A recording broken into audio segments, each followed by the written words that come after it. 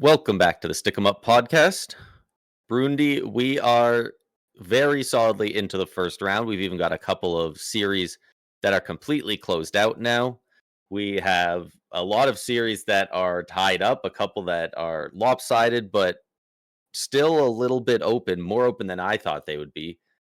Before we get to a ton of playoffs top, let's talk about the Ted Lindsay finalists, because those got announced this morning. They sure did, yeah. Do you want to hit us with our three finalists for the Ted Lindsay Award? That is the best player, just the player voted on as the most exceptional by the Players Association. So by the actual players. Yeah. Finalists, we kind of knew it was going to be three of four. No Nathan MacKinnon in this, but the finalists are Connor McDavid, Nikita Kucherov, and Macklin Celebrini. Those are our three finalists. Can't go wrong with these guys in here, and you could take any one of these guys out and throw in Nathan MacKinnon, and it would be just as good. Yeah, it really does. I'm just going to ask you, who do you think wins?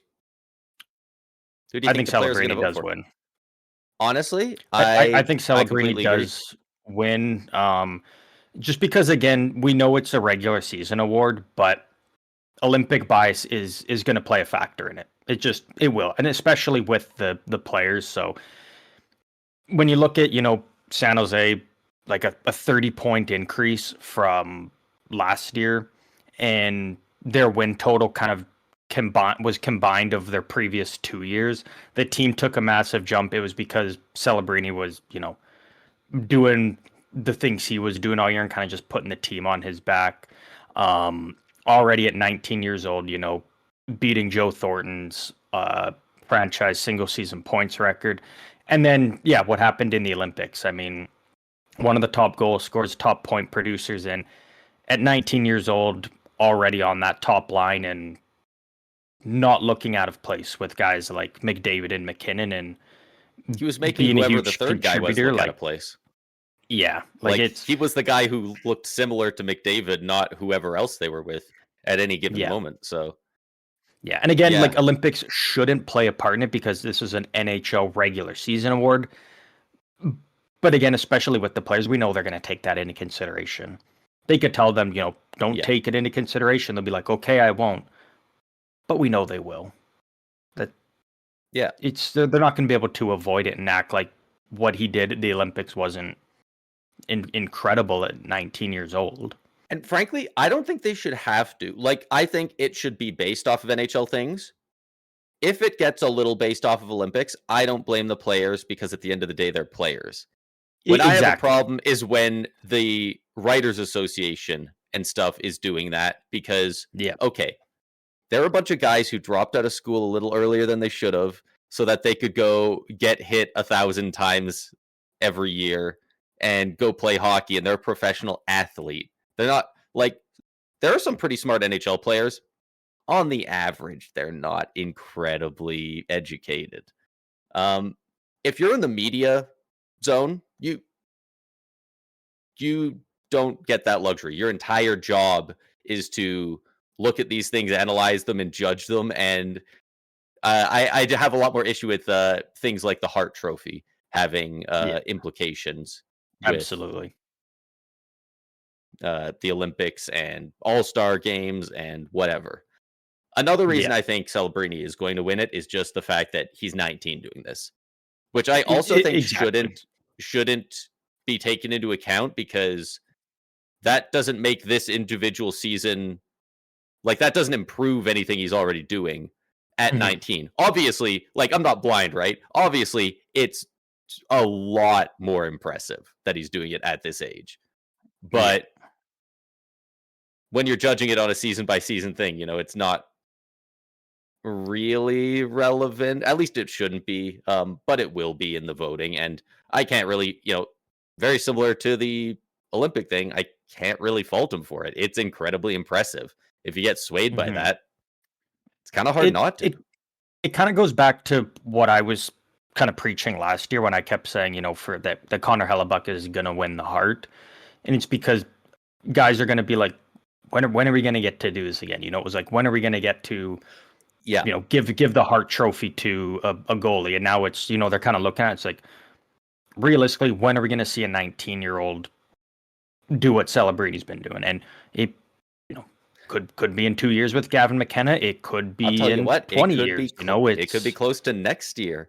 I mean, probably not the same point totals, but we might see a 95-point season from a certain defenseman who looked really freaking good as a rookie this year.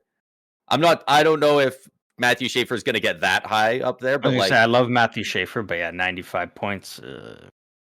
I think he could have a similar impact season to Celebrini, what Celebrini did this year for the Islanders on the back end. Whatever difference in points you think that would be or whatever, but what Celebrini's doing for forwards, I think Schaefer could do at the same age for defense.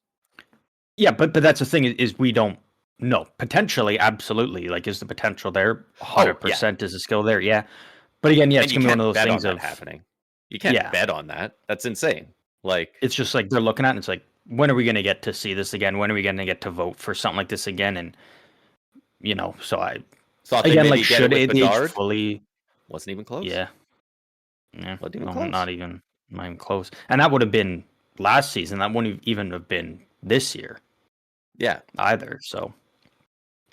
Which, frankly, again, he did look like he was on track to do it this year, which, again, a year late, but got derailed by the injuries and stuff. And the injury. Again, between these three, I don't think there's a wrong choice. Again, you could have taken any one of these guys out, thrown in McKinnon, and would have been just as good. So, yeah, I think all three are absolutely deserving of winning this, though. Yeah, I could really see it going to any of them. I'm feeling like it will go to Celebrini just because I think a lot of guys are just so impressed with him.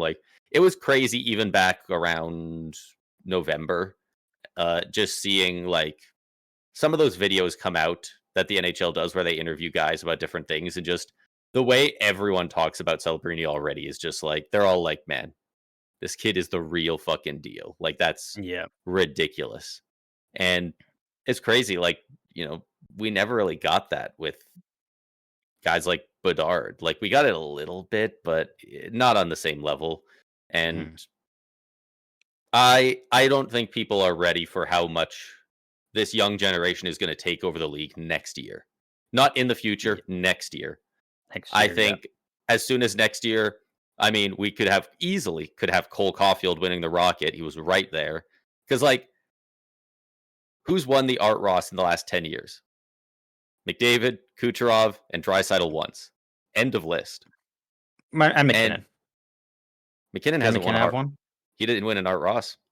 He won a Hart Trophy. Oh, yeah, you're right. Yeah. Yeah, he got the Hart, but yeah, he didn't get the... Yeah, you're right. And McKinnon's the other guy that rounds out that top four. And realistically, as of late, it's been a top three without Draisaitl adding McKinnon. And that's just been the top three solidly for 6 years. And it's been a long time since we had a dominant run of those top guys not changing. Next year, Celebrini could easily win the Hart. We're talking about him. We both are assuming he's going to win the Ted Lindsay. Cutter Gauthier, I wouldn't be shocked if he won the Rocket, frankly. I think he had 40 goals this year. Leo Carlson's ridiculous. Bedard was going off before his injury. He'll get better. His team will get better. There's a lot of really good young talent that is a lot less young than when we were saying this 2 years ago, hoping all these young guys would break out. And I'm very excited for where the future of the league is in good hands. Yeah. Guys like Schaefer. But we might as well start talking about some playoffs. We got a lot of it to go through here. Which series do you feel like starting with? I mean, we can start. Let's go through the two series that are already over now, because there's probably kind of the least bit of news and stuff to talk about with those, because again, they were, they were sweeps, right? And so we'll start off with the Carolina Hurricanes sweeping the Ottawa Senators 4 straight. I mean, I picked Ottawa, but I was never fully confident in them, but I didn't expect them to get not only swept, but straight up dominated from start to finish here. Yeah, I'm just trying to see if did I write down my predictions? Oh, thank God I did. Because what did I have them? Yeah, I felt like everyone had the Senators in higher regard than I did, and even I had it a 4-1 series for the Hurricanes. So I didn't even predict a sweep for this because I can't believe Ottawa didn't steal one. Linus Ullmark, man, he was the story going in. Can he hold up? He played great, and they didn't Played even really get good. one win. Like that's Yeah, I mean, they kind of had crazy. that double overtime game that, if Ottawa won that, it's a 1-1 series going back to Ottawa, and maybe it's, maybe completely different series there, but couldn't win that one, and then, couldn't win it at home, losing Jake Sanderson hurt. The game 4, it was kind of seemed like just a regular game of Carolina trying to pull off the sweep, Ottawa hanging in there until that Tyler Clevin hit on Nikishin and took him out of the game, and monster hit, and then really just turned into a very chippy game for the entirety of the second period. And then the third period, it kind of toned down because it's like, okay, we can't be taking dumb penalties here now. And, next goal is probably going to be the game winner. And so both teams kind of laid back. But, yeah, I mean, Ottawa just couldn't pull out a win, despite, again, Linus Ullmark doing everything he can. 932 on the series with 4 losses and 0 wins. 0 wins. That's man, for a team It's that complained like people complained for the Sens looking at advanced stats. Eventually it boiled over, and Sens players were like kind of publicly on main being like, we need better from our goaltending. They sure as hell got it, and they couldn't even pull off one win. That's pretty rough. Yeah, and I mean, for Carolina, kind of exactly what we expected, just winning close, tight games. Game 1 pulling it up 2-0. Game 2 obviously as mentioned, double overtime win. Game 3, 2-1 win. Game 4, 4-2 win. But they also had 2 empty net goals. So, remove empty net goals, it is a 2-2 game. Ottawa's biggest problem, though, obviously, if you do the math on those, Ottawa had 5 goals in 4 games, which in itself already is bad, but only 2 players scored those 5 goals. Wow, I didn't know it was Dylan only Cousins 2. and Drake Batherson scored all 5? Oh, yeah, geez. Yeah, I think Dylan Cousins had I had not heard that. 2 and Batherson had 3. Yeah, Batherson had 3.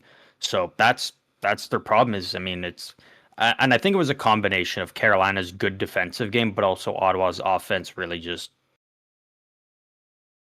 kind of going dry at the wrong time. Yeah. Yeah, man, that's yeah. I mean, you need goal scoring from more than 2 guys, and it really showed. They never had a lead in the series. They never scored to open a game. It was always the Canes first, and because of that, they never were able to be in a position where they were in the driver's seat. They were always chasing, and yeah, Ottawa never once had a lead for even a second the whole series. Like, that's you can't. It's really just unacceptable. Like and again, it does suck for Ottawa, but they could have easily have been up 3-1 right now, and I wouldn't have been shocked by it because they had their opportunities. They had multiple 5-on-3s in the series, and they're just making shitty backhand passes, trying to be too fancy, and they're clearing it out of the zone for Carolina. Like it's not like Ottawa Yeah. didn't have Yeah. their chances. They just couldn't convert on them. And losing Jake Sanderson obviously blows, and not having him in Game 4. But you weren't winning with him in the lineup. You weren't scoring with him in the lineup. Like the team just went cold offensively at the wrong time. And again, it is a lot in credit to Carolina's defensive game, but And Freddie Anderson.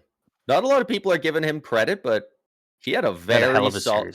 series. We all thought Brandon Bussey was starting this series. At least I did. And Freddie Anderson comes in and it's been fantastic. Like, it's just how many years in a row have they? 55 save percentage, a 1.10 goals against average, 4 wins. He's only one of 2 goalies with a shutout so far. The other being Dan Vladar. Freddie Anderson was rock solid. And he always has been in the playoffs. It's just that he's so often injury prone, and that just ends up happening in the playoffs. And he has had a couple of times where he's gotten into the second round or so, and then he's kind of crumbled a little bit, but he's never been horrendous in net when healthy. Always a bare minimum, a very serviceable goalie. And again, we know how good he can be, but it always came down to, can he stay healthy? And was able to do so here and looked really good doing it. And now he gets some time off. Surely we're getting at least one series going to 7 games, probably multiple. So he's going to get more and more time to more and more rest, sit there and rest and rehab and make sure, do some preventative stuff. And maybe that helps him not get injured this time around. No, yeah, absolutely. Carolina obviously, have had a history of taking some big swings and didn't quite work out. The move for Jake Gensel, and he ends up leaving. Mikko Rantanen, he ends up leaving. Part that doesn't get talked a lot about in the Mikko Rantanen deal was they also got Taylor Hall at the time, who wrapped this series up 4 games, 7 points. And when they flipped Mikko Rantanen, the one player they got back was Logan Stankoven, who tied for second in goals, 4 goals, goal per game. So that's a bright spot for Carolina, where Stankoven not really having the best offensive year, I think, for what people were expecting from him this year. 44 points in 81 games, but looking really comfortable in the playoffs right now, and I think he's just going to keep taking that 5'7", next isn't step. he? Like he's tiny, and he's 5'8". a goal, 5'8", and he's a goal per game in the playoffs.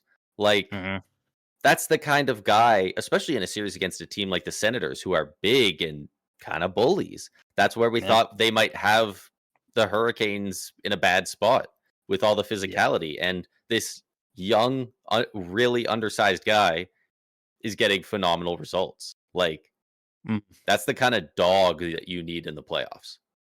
Those guys who do not shy away from the contact. They're willing to get in there, and even at his size, he does not care. And if you're a Hurricanes fan, you love to see it. Love that. Last thing kind of out of this series, Ridley Gregg will have a hearing at some point for that, uppercut on Sean Walker during the scrum. Again, that's we don't really need to go into that. I feel like a lot of people have, like, we all know that's Bush League, and there's probably a lot of things players were doing in that second period that they probably shouldn't have been. And I hate that it all stemmed from a clean hit. Unfortunately, it did result in an injury to Nick Shin, and does have concussion now. And thankfully for Carolina, they did pull off the sweep, so you're going to get a decent bit of time off before that next series starts. Right. But yeah, I don't mind it. I don't mind it off a clean hit. I mean, you see one of your young guys to the sucker punches though, and the hits from behind. I mean, those things. That's what I mean. Is like, I don't mind it getting chippy, but when it gets to the point of of players actively trying to now injure other players. It's like, come on. Okay, okay, never mind. I see what you're getting at, and yes, Yeah. I do agree on that. I don't mind the physicality, getting ramped up at all though. Like that's, Oh, okay, yeah. All for that, but I appreciate how unanimous everyone's been about the Ridley Griggs situation. Whenever you have a big hit or a borderline, a Tom Wilson-esque boarding call or a Matt Rempe boarding call, you have two sides. You have a lot of people being like, this is dangerous, you can't do that. But there's still a very sizable amount of people going, that's just hard hockey. The guy shouldn't have put himself there. This isn't figure skating, all that stuff, right? Yeah. Even all the old ass people, all the people who love the Flyers 70s hockey and stuff, even all of them are like, this sucks. Because it's a cheap shot, but also, so that pisses off kind of the younger crowd, but the people with the older mentality are sitting there going, well, punch him to his face, don't cheap shot him. Like, especially when he's already tied up with another guy too. Like, exactly. You're now like, the it's third dirty, man in, but now it's you're also not honorable in the way that some dirty things can be honorable to a certain crowd. So this one really got seemingly everyone pissed off, as far as I can tell. I don't think I've seen a single person defend it. And I don't think anyone can. I do believe Ridley Greig, he does have a suspension, he does have a hearing. He has a hearing coming up. Yeah.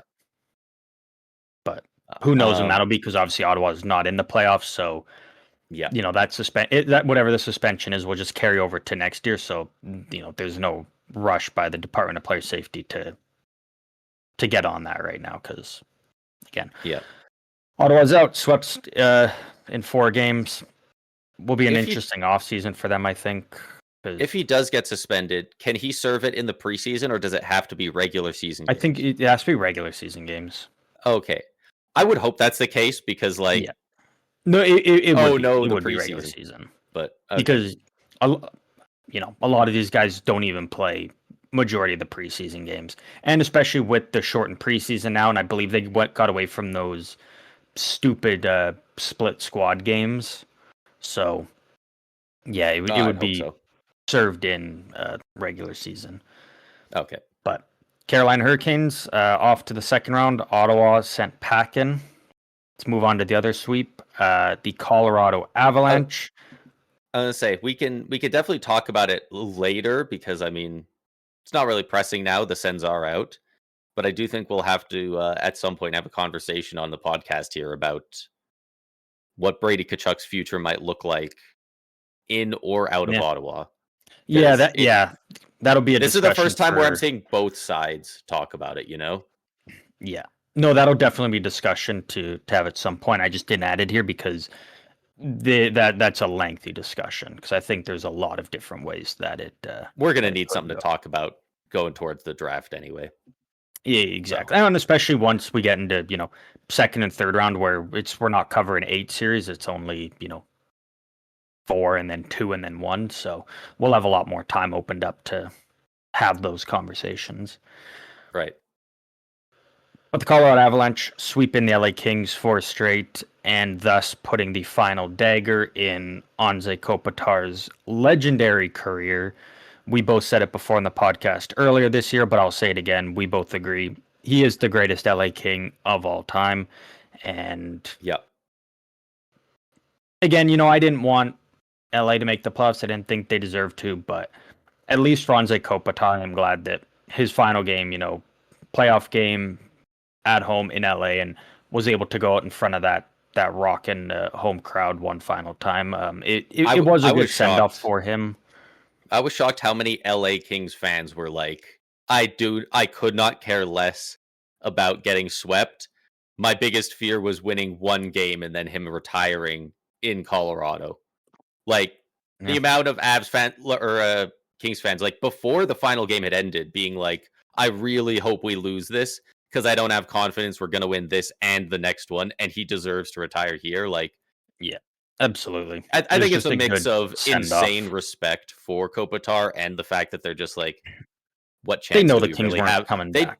They know that the Avs are are insane. Like they know what they're Yeah. getting into, right? So Yeah. Colorado taking game 1 2-1, taking game 2 2-1 in overtime, and then going into LA 4-2 in game 3, and then a 5-1 whooping in game 4 to really cement cap it that off. win. Um, I see a lot of people saying that like this is not very impressive for Colorado because it was LA, but it's like they still swept a good team.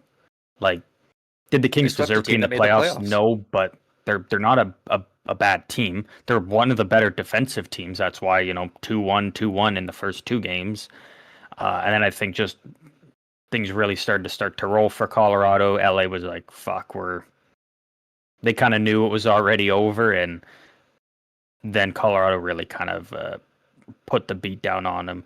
I don't have a whole lot to really say about this series because It went exactly as we it's what predicted. we expected. I thought LA actually would have stolen one game, and the game for them to steal would have been that game too. Yeah. It's a 0-0 game with like what 6 minutes left. Kings score to take the lead, and then they kind of just sit back and let Colorado roll on them until they tied, and then Colorado wins in overtime. That was the game that the Kings needed to win. And once they lost that, it was like, all right, Yeah. it's going to be a sweep now. But I really did think LA was going to be able to sneak out one, and nope, it was the majority pick of Colorado sweep.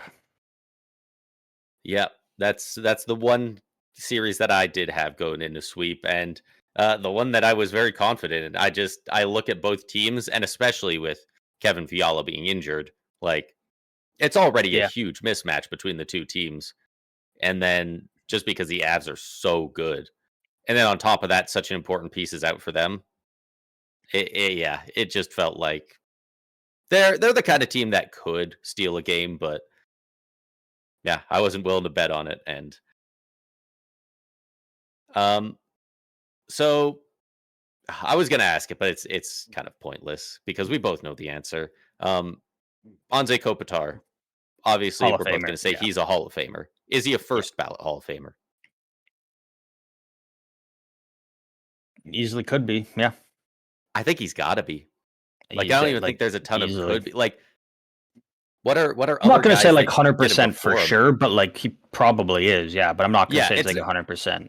it's not a Guaranteed. guaranteed type of player for first But ballot. It's a guaranteed in the Hall of Fame. Like, I'd be more shocked if he isn't than if he is. yeah, But again, yeah, like obviously not a guarantee, but probably is. Yeah. Decent bit of Colorado fans online kind of exposing themselves as whatever you want to call them, bandwagon fans or uh, you know players how that so? or fans that just kind of have a crush on certain players and that's their whole identity. Because there was a lot of talk about potentially Andrei Kuzmenko coming back from injury and suiting up in Game 4, and they were shitting on LA for trying to throw their goon into the lineup to injure Avs players before round 2.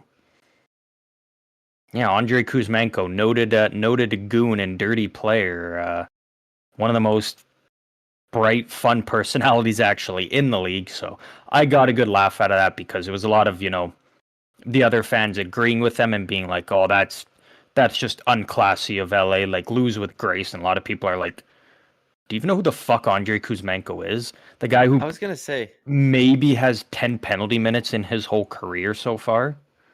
Maybe." he's got 50 over his career. That's in 271 games. Yeah. Noted Like, goon though, apparently. He didn't end up playing in that game. So that again, that's another injury that the LA Kings were doing. That's two top 6 wingers that you're missing. I just want to see Could have used because that extra firepower. I don't think he's a guy who throws the body a lot. I'm trying to find one of the sites that'll show his hit count. Yeah, I'll over his find it here career for because they you. don't got it on HockeyDB. I can guarantee you it's low. It is. In 271 games, he has 64 hits. He had Troy Terry numbers. He had 18 hits in 52 games this year. Yeah, noted goon. But yeah, obviously Colorado did look good in this series. Again, I think people that's try to take anything away from them, I think are just trying to start some, because at the end of the day, a sweep is a sweep, and it's not easy to pull off.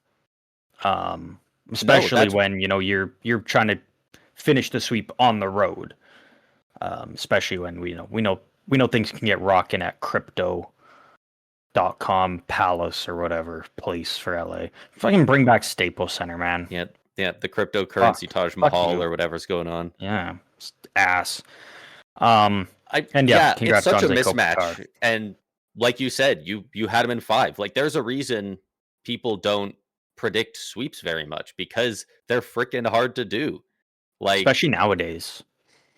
Yeah, the NHL is so much more competitive than it used to be. Like, not to get too far away from the playoff talk, but like, my stance on how I judge players through history has changed so much in the last 4 or 5 years.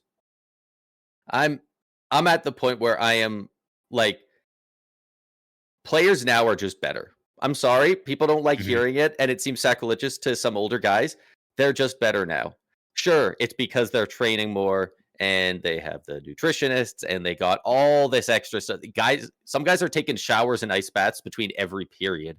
Meanwhile, only 30, 25 years ago, guys were chain smoking between periods. Yeah. Okay, but that's what they did. Like, that's just how it is. I'm not going to fault them for people evolving. That's how things get better, and that's awesome. That's how you get talents like Connor McDavid and stuff. I in my mind, I'm like, if McDavid played in Gretzky's era, he'd have 7,000 career points. I'm not even exaggerating. Like, dude, have you ever really gone and watched a bunch of Gretzky highlights? Yep. They're not that great. Some of them are really good. There's a lot of smart plays, but like, his top 5 plays of all time, like, even if you're not talking about as flashy of a guy like McDavid, let's talk about a guy like Crosby, who doesn't take over with his speed that way. Does Gretzky's top 5 plays make it into Crosby's top 10? Do any of them? Maybe like one, but do you think all 5 even crack Crosby's top 25? Like, it's just so impressive nowadays. And no, you're absolutely right, though. It is pretty impressive, and again, leagues guys involved, like McKinnon, has evolved a lot, and right at the front of that. One thing I will say, though, again, like, not taking anything away from the players, obviously, the skill has improved and whatnot, but a big part of that is the improvement of technology and equipment as well. Again, not to take anything away from the players, but I hate the people that say, like, the equipment has nothing to do with it, and I'm like, no, that's ridiculous. You're telling me you can fucking shoot it better with a 2x4 stick compared to these fucking whippy ass ones nowadays? Like, as soon as people say that, I'm like, yeah, all right, we're not having a conversation, because I would have to assume, I don't think they're sincere. Those people who are saying that, I would assume they're coming from a place of the bad sticks back then are outweighed by how bad the goalie pads, and just like the amount of goalies who would just turn and kind of follow it with their leg a bit and just throw an arm randomly to try and stop it. Like, yeah, I'll hear the argument that goalies were bad enough that the sticks made sense back then, but to pretend like the sticks are even close is ridiculous. They are. It's like comparing a cannon on a pirate ship to a freaking missile you can shoot with a computer nowadays. Like, that's not even close. But either way, obviously we talked about Kopitar. Did we go over his career stuff? I mean, we never went over the final ones at the end, but we did kind of go over all of them when he set the Kings all-time points record. Okay. We don't have to dwell on it too much. We've already gushed over Kopitar a good amount, but for posterity's sake, 1,521 career regular season games played, 452 career regular season goals, 1,316 points over that time, only 358 penalty minutes for 1,521 games played is ridiculous. Nah. 89 playoff points in 107 playoff games, 3 Lady Byng trophies, 2 Frank J. Selke trophies, the legendary Marc Messier Leadership Award. That's the big one. And obviously and 2 Stanley Cups. Pretty crazy, though, that he won his second Stanley Cup in 2014. Never made it out of the first round again after that, though. We're saying similar things about Ovechkin. He's dominant throughout his career, but like he only made it out of the first round a handful of times, right out of the second round. He only made it out of the second round once. And that was the cup? Won the cup, yeah. It's the hardest trophy to win. It's the hardest trophy to win in sports. That's why it's the best. Yeah. We can move on from this one. Again, some of these other series, we're not going to talk as much about because there's not as much to talk about, and the series are still ongoing, and so we're going to be coming back to these ones. Yep. Whereas Colorado, Carolina, it'll be a bit before we talk about them, and Ottawa and LA. Well, you're done. You're done, son. Buffalo Sabres up 3-1 on Boston after stealing games 3 and 4 in Boston, and not only steal, like pretty big, like just fuck you, Boston, we're taking it. A 3-1 win in game 3, and then a 6-1 win, an absolute beat down on Boston in game 4. I don't know if Buffalo's winning in 5, which would that be tonight? Yeah, tonight. I don't know if they're winning in 6 or 7, but Buffalo's winning this series. I would be shocked. I don't know what game it is, but they are. I was, because my original prediction was Buffalo in 6. I had them winning 4-2 in the series. That's what I had. After game 2, if you gave me the opportunity, I would have changed my answer to the Bruins. I don't know in how many games, probably 6 or 7, but after that game, I was like, man, the Sabres don't know how to put themselves in a position to succeed. You can't always come back for the victory. And man, because they couldn't score unless it was the final 8 minutes of the third in games 1 and 2. And I really thought things were looking bad for them going into Boston, and Boston just crumbled these past 2 games. Buffalo's looked fantastic, and it's just one of those, like, all these games happen around the same pace.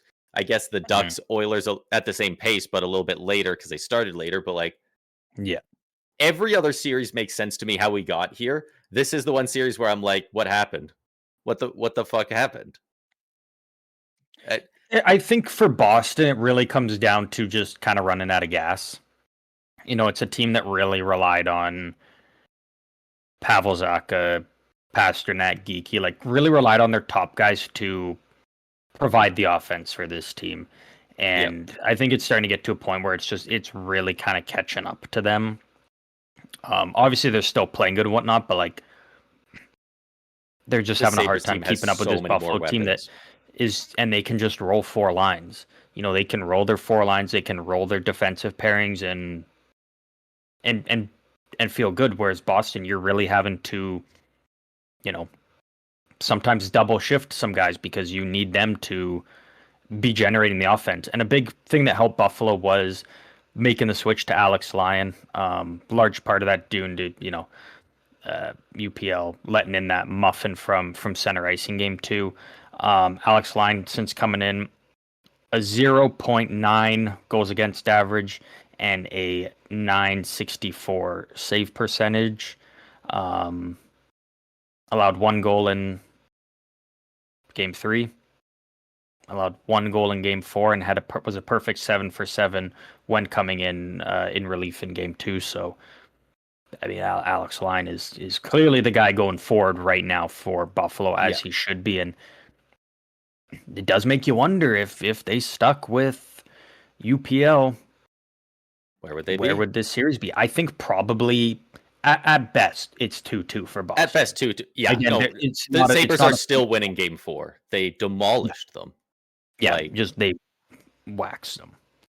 Can I say something weird about their goaltending? Yeah. Something about it is just giving very heavy Edmonton Oilers vibes. The way their goaltending has been Buffalo in these playoffs. Yeah. Okay. Like theirs has been similar to the Oilers in the playoffs last year and the year before. In their playoff runs to the finals. The way that they've got 2 guys playing, one guy gets bad, okay. It's kind of sketchy. We're Game 3 of the playoffs, we're already relying on Alex Lyon. That is not a good look. Oh, wait, never mind. He's insane. And we are totally but then it's fine. Going to be one of those, if Alex Lyon has a bad game, they're not going to be afraid to go back to UPL. Exactly. Like, it's still like Alex Lyon's playing good. I wouldn't be shocked if he got lit up next game. I also wouldn't be shocked if he put up a shutout. Like, they've got very volatile goalies, and they've got 2 of them, and it's just giving that same vibe. And, that's not really a bad thing. If I was saying they look like regular season Oilers goaltending, yikes. Playoffs? Goaltending hasn't been what lost them the cup. Nope. You're right. Yeah, I mean, I don't got... I'm liking my prediction. Do you know what you predicted for this series? For the... I same as you. I was Buffalo in 6. We both had in 6? Okay. Yeah. I'm liking that. Because I figured if it went 7, even though it would have been in Buffalo, I was like, I would give it to Boston on the just on the edge of that experience. I had the exact same thought. Most of these guys at least have kind of been there before, whereas Buffalo, it's a lot of these guys, it's their first go in the playoffs. That was exactly my thinking on picking them in 6 as well, which is funny because that's why I picked. I don't want to misspeak. Who did I pick for the Flyers? Yeah, I had the Penguins beating the Flyers 4-2 because for some reason I had the opposite thought of like if it goes to 7, this Flyers team has too many gamers and they're just gonna show up in that game 7. So the veteran team's gonna close it out in 6. That one's not looking near as good. What's really impressive though for me with Buffalo is they're tied right now for second for goals for per game. Guess where they rank in teams for power play? So out of 16 teams, their power play. Where do you got them ranked? Where do you think they're ranked? And remember, they're tied for second in goals for per game at 3.75. I have heard that they're. I don't remember which it is, but I remember hearing their power play's been either really good or really bad. If you're asking, I'm assuming it's bad, but like it's still got to be at least like at almost 15%, if not 20% or something like that. They're 16th in the playoffs. They're last? Don't have a power play goal. They don't have a power play goal. Okay, I didn't think their power play literally percentages. It's just got a line because they've got nothing. I absolutely love when somebody comes at me with like just guess this. This is an insane stat. And you're like, okay, it's an insane stat. I'll give an insane answer. And then it's way worse than you expected. It's way worse. Yeah, so they're dominating 5-on-5. And that's huge because all that power play needs to do is heat up even just a little bit. You get a power play goal every second game. That's just extra money because right now you're doing good 5-on-5 against, again, it is a good Boston team. Like it is, it's a little scary for them. That's a little scary for them in the bracket because who are they facing next? It's either the Habs or the Lightning. And we're seeing it right now. Both teams have. We're both drowning in power play opportunities. Neither of us are particularly pulling ahead in the playoff in the power play race, but were causing a lot of odd man opportunities. And, I think last game, the Lightning I think both teams had at least 7 power plays. If that's what happens game 1, Sabres versus either of them, if you're at rocking a 0% power play, the other team's probably going to put at least 1, if not 2 in. Yeah, no, that is a good point. That means they're scoring like fucking crazy at 5-on-5, so maybe it won't matter. Yeah. That is really interesting. Anything left to add on Buffalo-Boston? Again, Buffalo a chance to eliminate Boston tonight, so we'll see when we come back later this week if Boston's still hanging in there or if Buffalo just ends it nice and early tonight and gets a little bit of rest. The only other thing, and I regretfully I do not have the stat pulled up because I believe it was just some Reddit post. But the guys directly acquired from the Vegas Golden Knights in the Jack Eichel trade have been on fire this series. Alex Tuch, Peyton Krebs, and I know there's one other guy, but frankly, I hardly recognized his name when it came up. They have been unreal so far in these playoffs for the Sabres, and Vegas won a cup with Eichel. No matter what happens from here, they won the trade. If Eichel retired tomorrow, they would still win the trade because they had a cup. But that doesn't mean it can't be a win-win. And right now, exactly, the Sabres are looking pretty good. It's looking good for them. Absolutely. Next series here that potentially a chance for a team to be eliminated tonight. The Edmonton Oilers down 3-1 to the Anaheim Ducks. And there's so much happening in the playoffs. I'm so excited, man. I'm so glad the playoffs are back. Dude, every time we start talking about a new series, I'm like, oh my God, I forgot about all the shit that happened. Like, we haven't even talked about the Oilers, the whole goal call thing. We'll get into that. Before we can do that, got to throw out there, Game 5 is tonight in Edmonton. Edmonton needs to stay alive. No Connor McDavid in morning skate. And he is officially declared a game time decision tonight. So whatever injury he's currently dealing with, it is obviously much worse than we expected. And not a lot of people notice this, but I did, and it really kind of told me how bad his injury is. He was the third line out in overtime against Anaheim. 2-1 series lead for Anaheim.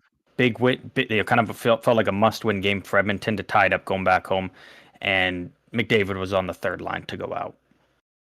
That kind of tells you that this injury is much worse than we anticipated. And again, we now know game time decision tonight, so that's something to keep an eye on. I would love to know from Edmonton Oilers fans, what do they want?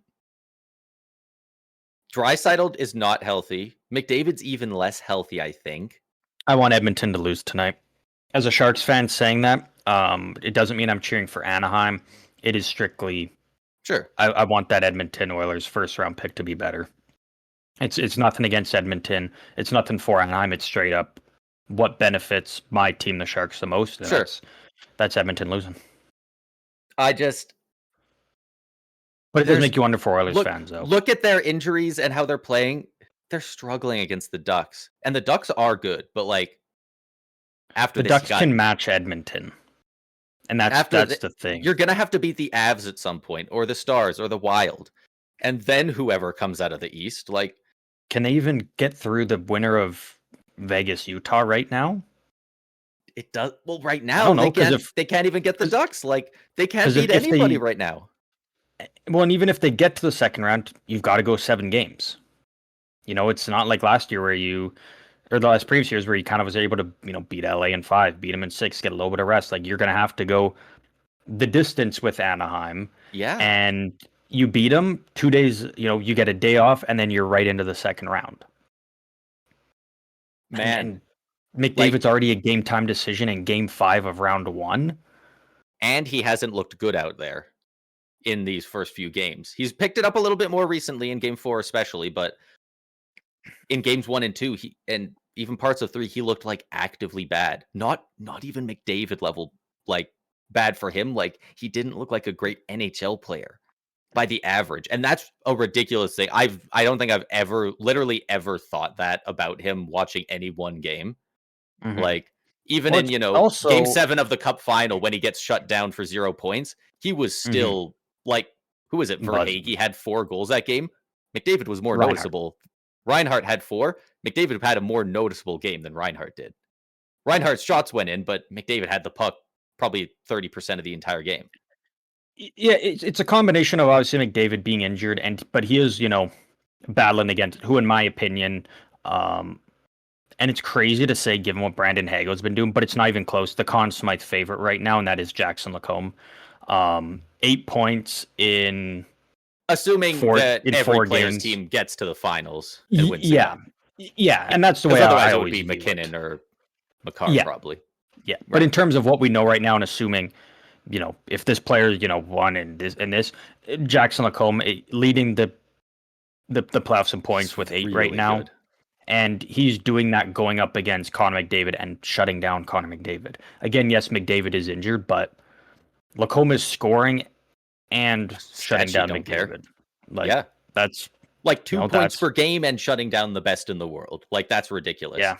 Even if he is injured, even if it's only 40%, we've seen plenty of guys get torched by him at less than that. So, hell, he's still doing it at times in these games. Do Oilers fans want? Do Oilers fans want McDavid to play? Do they want to make a series out of this? So I did think about this last night. The big thing for Oilers fans is you want a cup in the next 3 years, including this year, 2 after this, when McDavid's around. Is it worth stretching him out and potentially getting a worse? Like, they're not winning this year. Would they be happier resting him and just being like, McDavid, we know you want to win.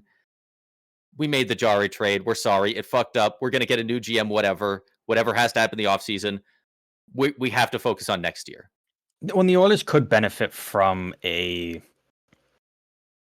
long offseason. Again, like look at Florida. Florida eventually just broke down because the playoffs are grueling. The off seasons are that much shorter now, especially this year with the Olympics. Like, McDavid's got like no rest. Draisaitl's gotten like no rest. Bouchard got a bit because of the Olympics are not going. But yeah, you almost kind of wonder if you're an Oilers fan. Do you just say like, we just got to take our L here, just put the dagger in us, take us out in 5, and give this team an off season to get healthy?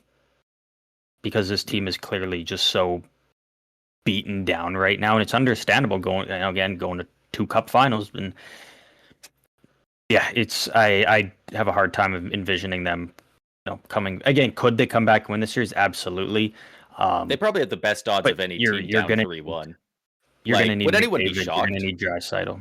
I wouldn't be shocked, but it feels unlikely just given how clearly injured this team is in. We should talk about how we got to this being 3-1.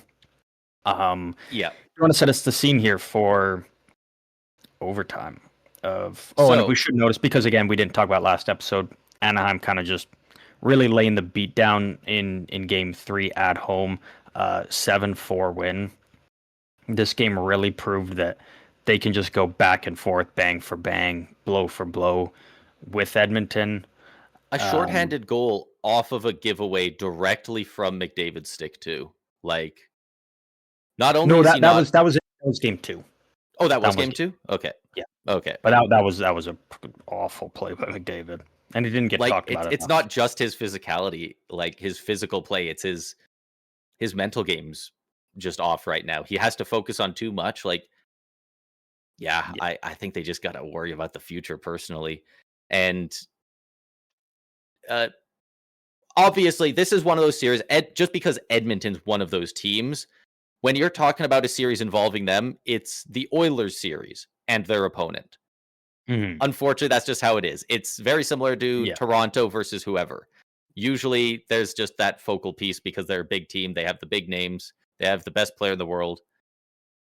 But the Ducks have played very well, and they are they are reaping the benefits of that right now. Like, I don't think an average team would be up like this on these Oilers, even with the injuries.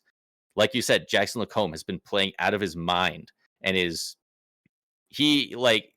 if somebody put an early bet on him to win the Norris next year, I wouldn't blame him one bit. He looks really freaking good. The team is getting good around him. Cutter Gautier's shot is ridiculous. Leo Carlson looks good. Beckett Seneca, for a young guy, you don't see young guys park their ass in front of the net that often usually. Like, man, that guy does not care. He is ready to tip everything and anything into the net. They're even getting great play out of like their fourth line. I was going to say Jeff Viel has 2 huge third period goals in this series to ice, kind of put the dagger in game 3, and then, got the tying goal in game 4 here that eventually sent it to overtime. Like they're getting that from their fourth line. Yeah. And they're put out there like as a defensive fourth line too. Like they've been put in some rather tough situations, for a fourth line, and they've ended up getting a couple goals off of it too. Like their whole team is just clicking. Dostal is doing what he can from the back end. It's tough against the Oilers. I don't think anyone's putting much on him yet. Man, this Ducks team, they're looking really good, and they're where the NHL is going as well. Which a lot of people are looking at these other teams that are up and coming, and there are a lot of really good young teams, but the Ducks are one of the few teams that have a ton of skill and a lot of size. And that's exactly the way Pat Verbeek wanted to build this team. But yeah, game 4, obviously, we know goes to overtime. Right. Do you want to set the scene for us a little bit on kind of what you... What was the score? In 3-3. In overtime. It was 3-3? It was 3-3 in overtime. Oilers, the Ducks gain the zone. Puck ends up behind the net. It's coming around the side, and I don't even remember who ended up getting the goal. One of the Ducks players just grabs it from behind the net over in the corner and just turns and slings it to the slot. Get everything on net. Why not? And it goes off a defenseman's skate. It goes between Tristan Jarry's legs, who Tristan Jarry, by the way, is now the starter for game 4. And honestly, he played pretty decently this game. And the puck goes between his legs. He closes them as fast as he can. The puck is behind him. He kind of reaches back and grabs it with literally his skate. But everyone's pointing, saying it's in. The crowd erupts. By the way. Ryan Paling throws it out front. Bounces between the legs. It looks like it's in. And everyone starts cheering. And the refs nobody's behind the net because he just threw it out front. It was such a quick developing play. Very quickly, a defenseman, again, not sure who, from the Oilers comes and tucks the puck from past or on the goal line into Jarry's equipment. The refs come over, they all look at it, but by then it's been moved. None of them were anywhere near close enough to see what happened, and they go over, they do their huddle. They're like, what's going on? And they come out and say the ruling on the ice is a goal. Initially, now the ref... now we're going to review it. Behind the net actually did the no goal call at first. He did the full no goal call. And so that's what... Yeah. At the end, they show a lot of reviews, and it is so close. And you can't see the top of the puck because it's covered by his skate. But pucks are not eggs. They are pucks. They are a circle. They are uniformly shaped for a reason. We can assume with like 99% accuracy that is probably fully over the line and a goal. But we cannot sure we cannot see it. There's no proof. Yeah. And yes. The way the rule book is written is if whatever the call on the ice is, you have to have very reasonable reason to believe to the contrary to overturn it. Mm-hmm. That's the issue I have, because on the ice, nobody was in position to say it was a goal. Like you said, the one guy behind the net even said no goal. He did the motion. They go talk about it center ice, and then they say, call is a goal. We're going to double check. and they end up saying there's not enough evidence to overturn it. Mhm. They actually did end up saying there was sufficient evidence to believe it actively was in the net, Yeah. which I like them saying. And frankly, I do think they got the right call. I think it was in the net, and it is written in the rule book that if they have a reason to believe that it is in, like how the puck is round and stuff, even if they don't visually have the 100% knowledge that it was in, they are allowed to call that a goal. And I think if they called it no goal on the ice, they still would have overturned it into a goal, called it a and the goal. game would have been over. So they Yeah, got it's the right similar result. They to- just did it for the wrong reason. You can't pretend you knew it was in. They straight up lied. They straight up lied and said, "Oh yeah, we saw it was in," but they didn't see it. They couldn't have seen There's it. a They weren't there. couple things. Well, first, they never said they saw it was in. They just said the call on the ice is a good goal. It's like But you when have to. But how do you call it a goal if you don't see so- it go in?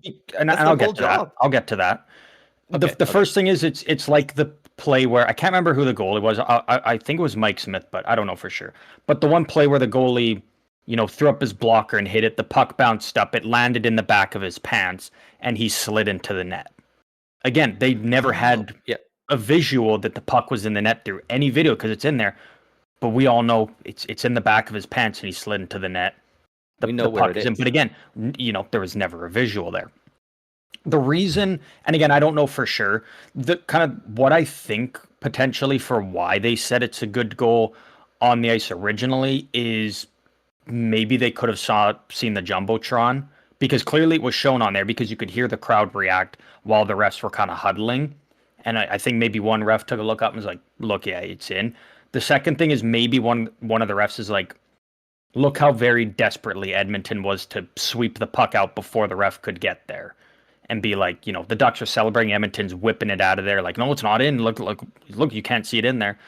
Yeah. So maybe one of those two. But again, who knows? I still don't like that they, called it a good goal on the ice when, again, no ref was in proper position to fully know it was in. That being said, and they did. Luckily, they got the right call. So, yeah. So it's not near as big of a thing as it would be. Because if this wasn't a goal, man, would this be a story? McDavid's getting screwed by the league. Canada's getting screwed. Like, it would be a huge thing, right? And that's not even talking about what would be going on with sports betting. People would be pissed.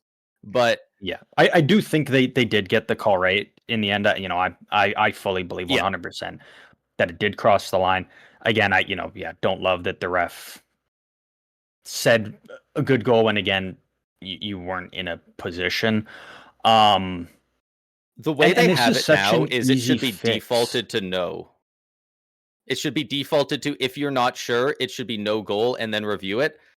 But honestly, even that is flawed. And I think they should change it to where it's okay if the refs say, we don't know, we weren't in position.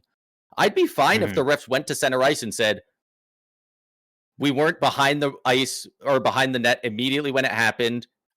The puck, from when it was crossed the line, got swept back under the goalie. It was under equipment. There's like 100 reasons. You have to look through the netting. Like, there's so many reasons it's hard to tell. They should be allowed to be like, this is a playoff game. We have no idea. We're going to go review the footage. I'd be totally fine with there's no call on the ice. The review is what matters. Honestly. And there's so many ways that we can get to so much where more transparent. We don't have these situations. There's they throw out the ideas of throwing, cameras in the goalposts, or having a microchip in the pucks that they use, and having microchips installed in the goal lines. I even liked Jeff Merrick's idea where, why does the inside of the net area have to be empty? Why can't you take the measurement of how big a puck is and put a line, a thin red line in the net, and then when you review from the overhead view, you can tell if the puck in any way is touching that red line, then you know that it's not touching the goal line and it is in the net. Like, there are ways the league can do it to, avoid a situation like this. Again, like, did they get the right call here in the end? Yes. How did we get there? Not the greatest, but again, if you can avoid that by implementing these changes, the refs can be we're reviewing it. We can't tell if the puck was in or not. We're gonna review it.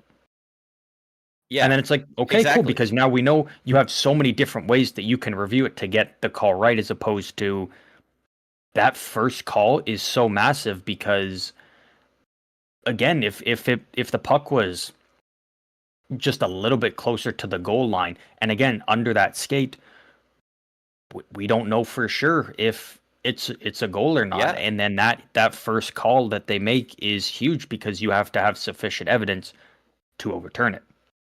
It's almost Thankfully, like the in goal this case, scoring it's, equivalent. Different, but it could have been Yeah. pretty messy.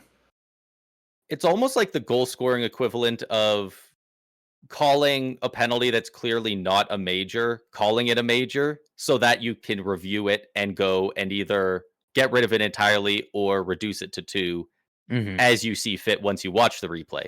Like, Yeah. it almost feels like the equivalent of that, but now you're playing with a team's fate in the entire playoffs a little bit more directly. And Yeah. I love that Merrick's idea of the second goal line is going around, because I have heard that, and I love that idea. You can, whatever absolutely. the exact width of the puck is, the diameter of the puck, you put another line over there, and then if the puck at all touches this line, because of math, it cannot be touching that line anymore. It must be a goal. And there's, you hear people say, well, what if it's a bouncing puck? What if you got line here, puck width, line here? What if it comes in up this way? Well, then through the same thing, you'll be able to look at the camera, see that it's upright, it's past this line, you can still tell it's in. Like, it covers all scenarios, and it that's also why I takes am away glad the NHL's excuse. Their biggest excuse for a lot of these things is that's expensive. You don't have enough money for more red paint? Nice try. You can't fool anybody with that. Yeah. And again, thankfully, again, I can understand Oilers fans' frustration with how the situation was handled, but at the end of the day, 95% of people can look at it and say, like, it crossed the line. It is a good goal. But hopefully this is what, can show the league, like, this could have been a really fucking bad situation, in the playoffs. Like, if imagine again, even if there was a slight chance that it was maybe touching the goal line, this is on par with Czechia getting away with that too many men when they scored to go up against Canada in the third in the Olympics, because that would have derailed the entirety rest of the tournament. It would have been a gray area and been like, this is fucking wrong. And completely, like, imagine if this happened tonight, when it's already 3-1. Imagine if this eliminated them. Yeah. Like, imagine something like this happens in the Cup Finals. Like it would people always say that, and people are always like, yeah, but it's not the Cup Finals. Okay, so we're just each individually arbitrarily deciding which games matter more. Like, But and then what happens if it does happen in the Cup Final? Then what? Then you can't use you're telling me there's never been a bouncing puck and a close call in there? Like, we saw it in 2004 with the whole was it in thing between Lightning and Flames. We've seen foot in the crease with Buffalo, Dallas. Like, we've seen this stuff at the highest point in hockey before. We've seen all this weird shit, and people still talk about that 27 years later, 23 years later. Like, it's crazy. So, but thankfully, again, it's one of those good situations in the end, right? Because everyone seems to be on the same side. Everyone's trying to figure out how to prevent it from happening in the future, while this instance didn't end up screwing anybody over, because it did look pretty damn conclusively like it was in. So luckily they ended up getting the right call, and it's raising the awareness to fix it in the future, which is kind of the best case scenario for a lot of these situations. Yeah, absolutely. But yeah, game 4 or game 5 takes place tonight. Edmonton's backs are up against the wall. McDavid again is a game time decision. It's going to be interesting. If you told me at the start of the year that Florida was going to miss the the playoffs and Edmonton would get bounced round one, I would have been like, yeah, I've been in like fat chance, but we'll see what happens. There's no Getting way. an update? Live update. Connor Ingram is starting tonight.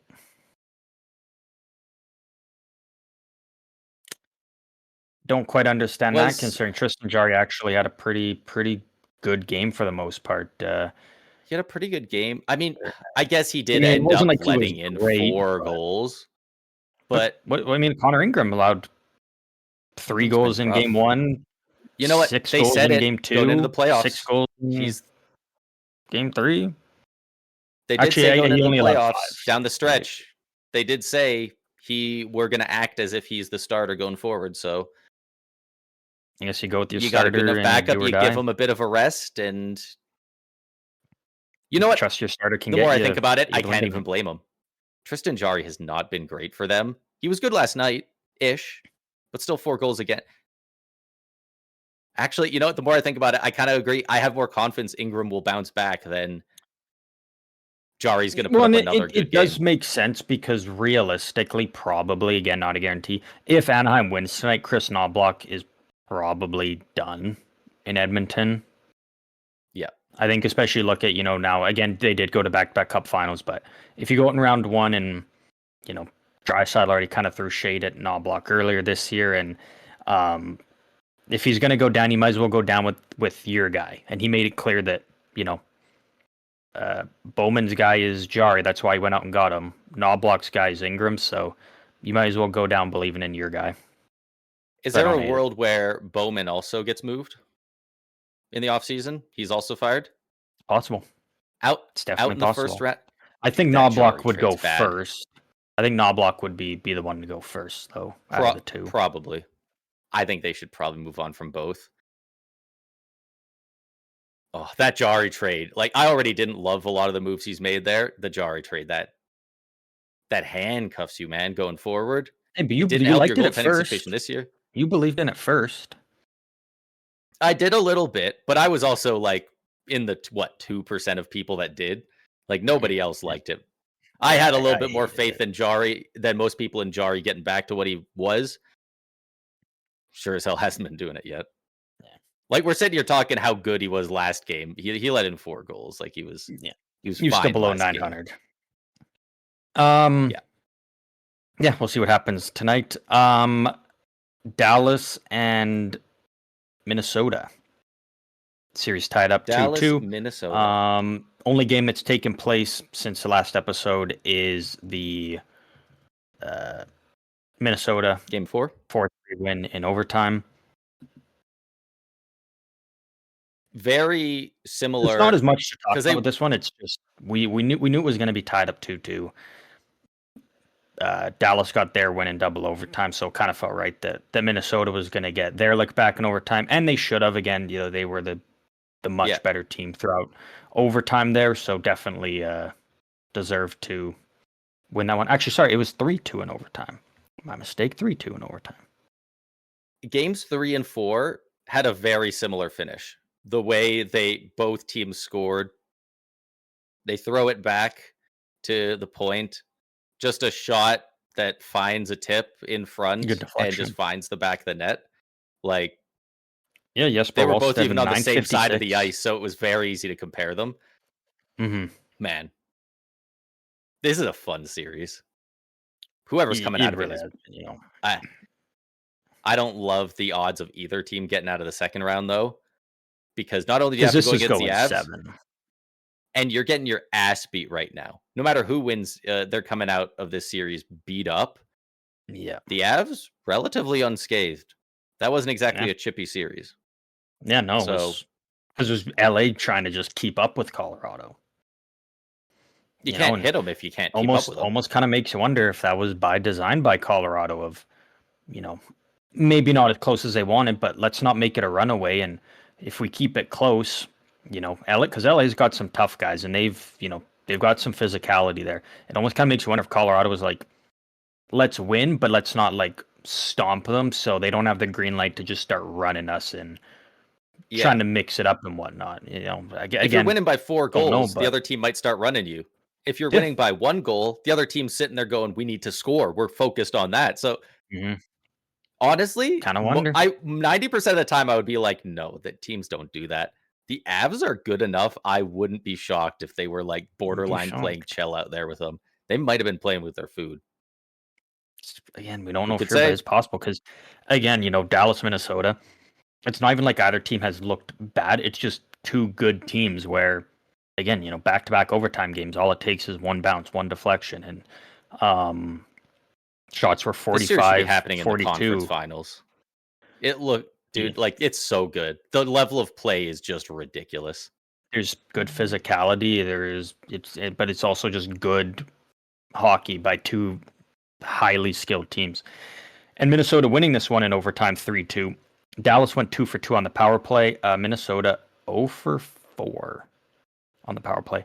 Oh, I did also forget to bring it up quickly just during the Anaheim Edmonton thing. Anaheim's Sure. power play is going at 50% right now. Yikes. For a team that gave up a lot of stuff, I believe, including a first for a bunch of PK specialists, that's not great. All right, for Edmonton. Jason Dickinson did miss some time with injury, but even still, then it's like True. Anaheim's. You give them 4 power plays in I mean, a game. 30% would they're be averaging. bad. They're getting 2. They're getting 2 power play goals. Edmonton's power plays at 30. There's a lot of goals in that is series. still good.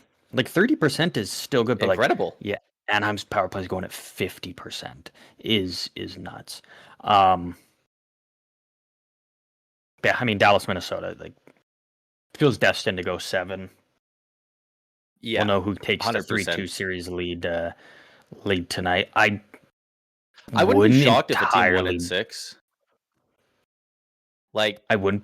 just because we're already at 2 apiece. All it takes is one team winning 2 in a row, and every game looks like possible. a coin flip between these two guys. I mean, except for game Dallas 1. Dallas won 2 in a row. They won games 2 and 3. Yeah. I will say this game feels more important for Dallas just because you really don't want to lose tonight and have to go into Minnesota in a do or die game. Yes. As opposed to Minnesota, it would suck to lose this one, but you would feel more comfortable, you know, being down in the series, going back home as opposed to going down in the series and going on the road. So that kind of makes me feel like it's a little bit more important for Dallas, but obviously it's just as equally important for both teams. But I think there's just that extra little pressure on Dallas of, you know, if Dallas wins, it guarantees they play another game at home. Yeah. Yeah. Like, whereas if you lose, it's like, there's no guarantee we're coming back home to play again. Whereas if you win, it's like, we either end it in Minnesota or we get to come back and have a game 7 at home. So, yeah. Good fun series.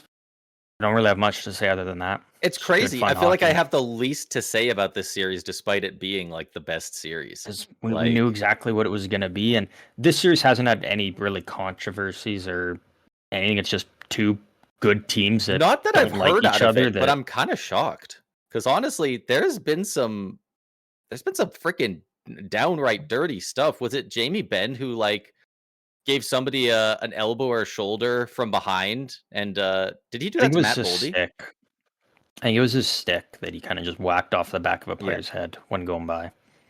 Obviously, we did talk about Boldy injured at all? Has he missed time? No. Okay. No, he's just out there scoring overtime winners and looking great every time he's out there. But I mean, in the sense of like, you know, certain calls like penalties, like what Montreal fans are screaming for, and the whole overtime. It's not ref-based controversy, which it's such a different thing. Like I was gonna say one's better than the other, but I'm not even gonna take that stance. Like they're just two different types of frustrating controversies to deal with. Like a cheap shot versus the refs fucked it up. It's like at least the cheap shot's like often like in a hockey play. Like you hate to see something get decided off the ice a little bit, but at the same time, you obviously don't want to see any cheap shot either. And there's ones like Ridley Greig that aren't a hockey play. But yeah, exactly. Yeah, this series hasn't had it. It's just been fucking awesome, going to overtime quite a bit. Man, It's just every great. team, every player on both teams looks dangerous too. Both the goalies look good, but they're still goal scoring. Like, this series has everything, man. It's been awesome. It's ridiculous. If you haven't watched any of it, out of any of the series, please go watch Dallas, Minnesota for the last few games they have, because there's only going to be 3 more at most, and that's just I sure hope hockey. if you don't like those games, you're probably watching the wrong sport. Yeah. Last series in the West we can cover, the Vegas Golden Knights winning Game 4 in overtime, 5-4 against Utah to tie the series up, heading back home. This series is wide open right now. This might be getting a little in the weeds, but does this count as a comeback win for Vegas? Because they were, up by 2 goals? Then the deficit got erased? They were up by 3. They were up by 3. They ended up losing the lead. It does count as a comeback win, because they were down in the third, they tied it up, and then won in overtime. Yeah, it's a comeback win. Okay. I didn't know if comeback win was something that was like an actual stat that like had a specific meaning. Like, is it just you were down at any point in the game, or was it like the last goal completed a comeback from you had 2 goals in a row to win or something? Comeback win. Either way, I mean, I thought Utah had them dead to rights once they. At first I thought Vegas did when they went up 3-0, but obviously that didn't. Yeah, I guess didn't matter. Like, once that building was rocking, it was like, how's Vegas coming back from this? 4 straight. Carter Hart looks rattled.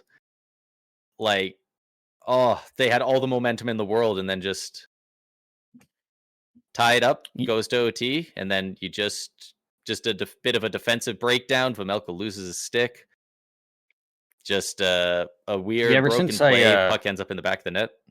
Ever since I glazed Carter Hart a bit in the last episode about how good he's been since coming back from injury, and with John Tortorella, he has allowed 8 goals on 29 shots. So there's another jinx courtesy of me. I'll keep doing it all playoffs long, because it's kind of funny. It's just the way I operate, apparently. Well, what about my praise? I said he was gonna collapse. I didn't say it in that many words, but I said that his play easy to say he's sustainable. He's gonna collapse. I was very actively like, he's been fucking good. It's just like numerous 930 pluses. But yeah, it was really that game 3 that hurt him. 4 goals allowed on 12 shots. That's a game where Vegas they lost 4-2, but they outshot Utah 32-12. Is Aiden Hill That's injured? A game where... Is Aiden Hill injured? I don't think... No, because he's the backup. He let in 4 goals on 12 shots. And the guy who's won a Stanley Cup for the franchise, they didn't even go back to him for a game. That's Torts' guy, though. Yeah, he also makes really like $6.25 million because he's a playoff goalie. Or at least was once. Yeah, because that was kind of that from Carter Hart, a point where it was like the goaltending actively hurt Vegas, because again, when you outshoot a team 32-12 in a playoff game, you should win. But that's crazy to not win when the shots are like that. 4-2 there. It technically counts as a comeback win for Vegas in Game 4 here, and this series, I mean, it's best 2 out of 3 now. Shea Theodore getting the overtime winner. We thought Dorofeyev did, but classic Jack Eichel going offside. Ooh. So that goal comes back. Yeah. This series is wide open. I at this point, I couldn't tell you which way it's going to go. Utah is obviously the much younger, inexperienced team. Vegas has the experience, but I don't even think that matters in this series, considering the experience for Vegas really, it's not shown itself. No, and this is a fast Utah team. They've got a lot of speedy guys. Vegas, experienced, bigger, maybe a bit heavier. They're not really that fast. They got a couple of fast guys, but they're not a quick team overall. Yeah. Yeah, this could definitely go either way. I would change my pick to Utah though. If I could, I would change my pick because I believe I had Vegas in 7. Yes, I had Vegas beating them 4-3. I would change that to Utah winning 4-3 at this point, but that's splitting hairs a little Makes bit. sense. Yeah, it's an underratedly fun series. I think a lot of people thought that wouldn't be as good as it has been. A lot of people don't realize Utah clinched a playoff spot before anyone in the Pacific, even the team that won it. Like, they were a good squad. They were just in a really strong Central Division and still clinched early. Like, Yeah. Man, even if they don't win this series, this is great.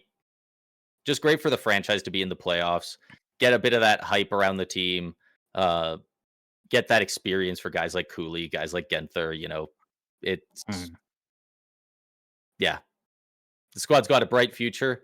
Hard to say the same thing about Vegas, but I also don't know how much they're going anywhere. Yeah, it kind of makes you wonder with Vegas.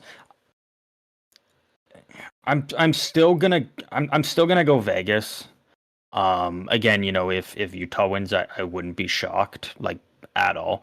But I just feel like when you look at Vegas, it's like, it feels like we're still waiting for Jack Eichel's been pretty good. I'm obviously not the biggest Jack Eichel fan, but I'm not going to take anything away from him. He's been solid. But you're starting to look and you're like, Mitch Marner's got to fucking do something eventually, right? Like 3 assists in 4 games and that's it. 20 plus minutes in 3 of the 4 games. You would like to see him do something.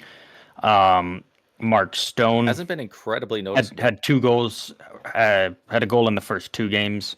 Been quiet after that. Tomas Hertl, I think he's either really injured or Tortorella doesn't like him because he only played 11:39 last night. That was second least on the team.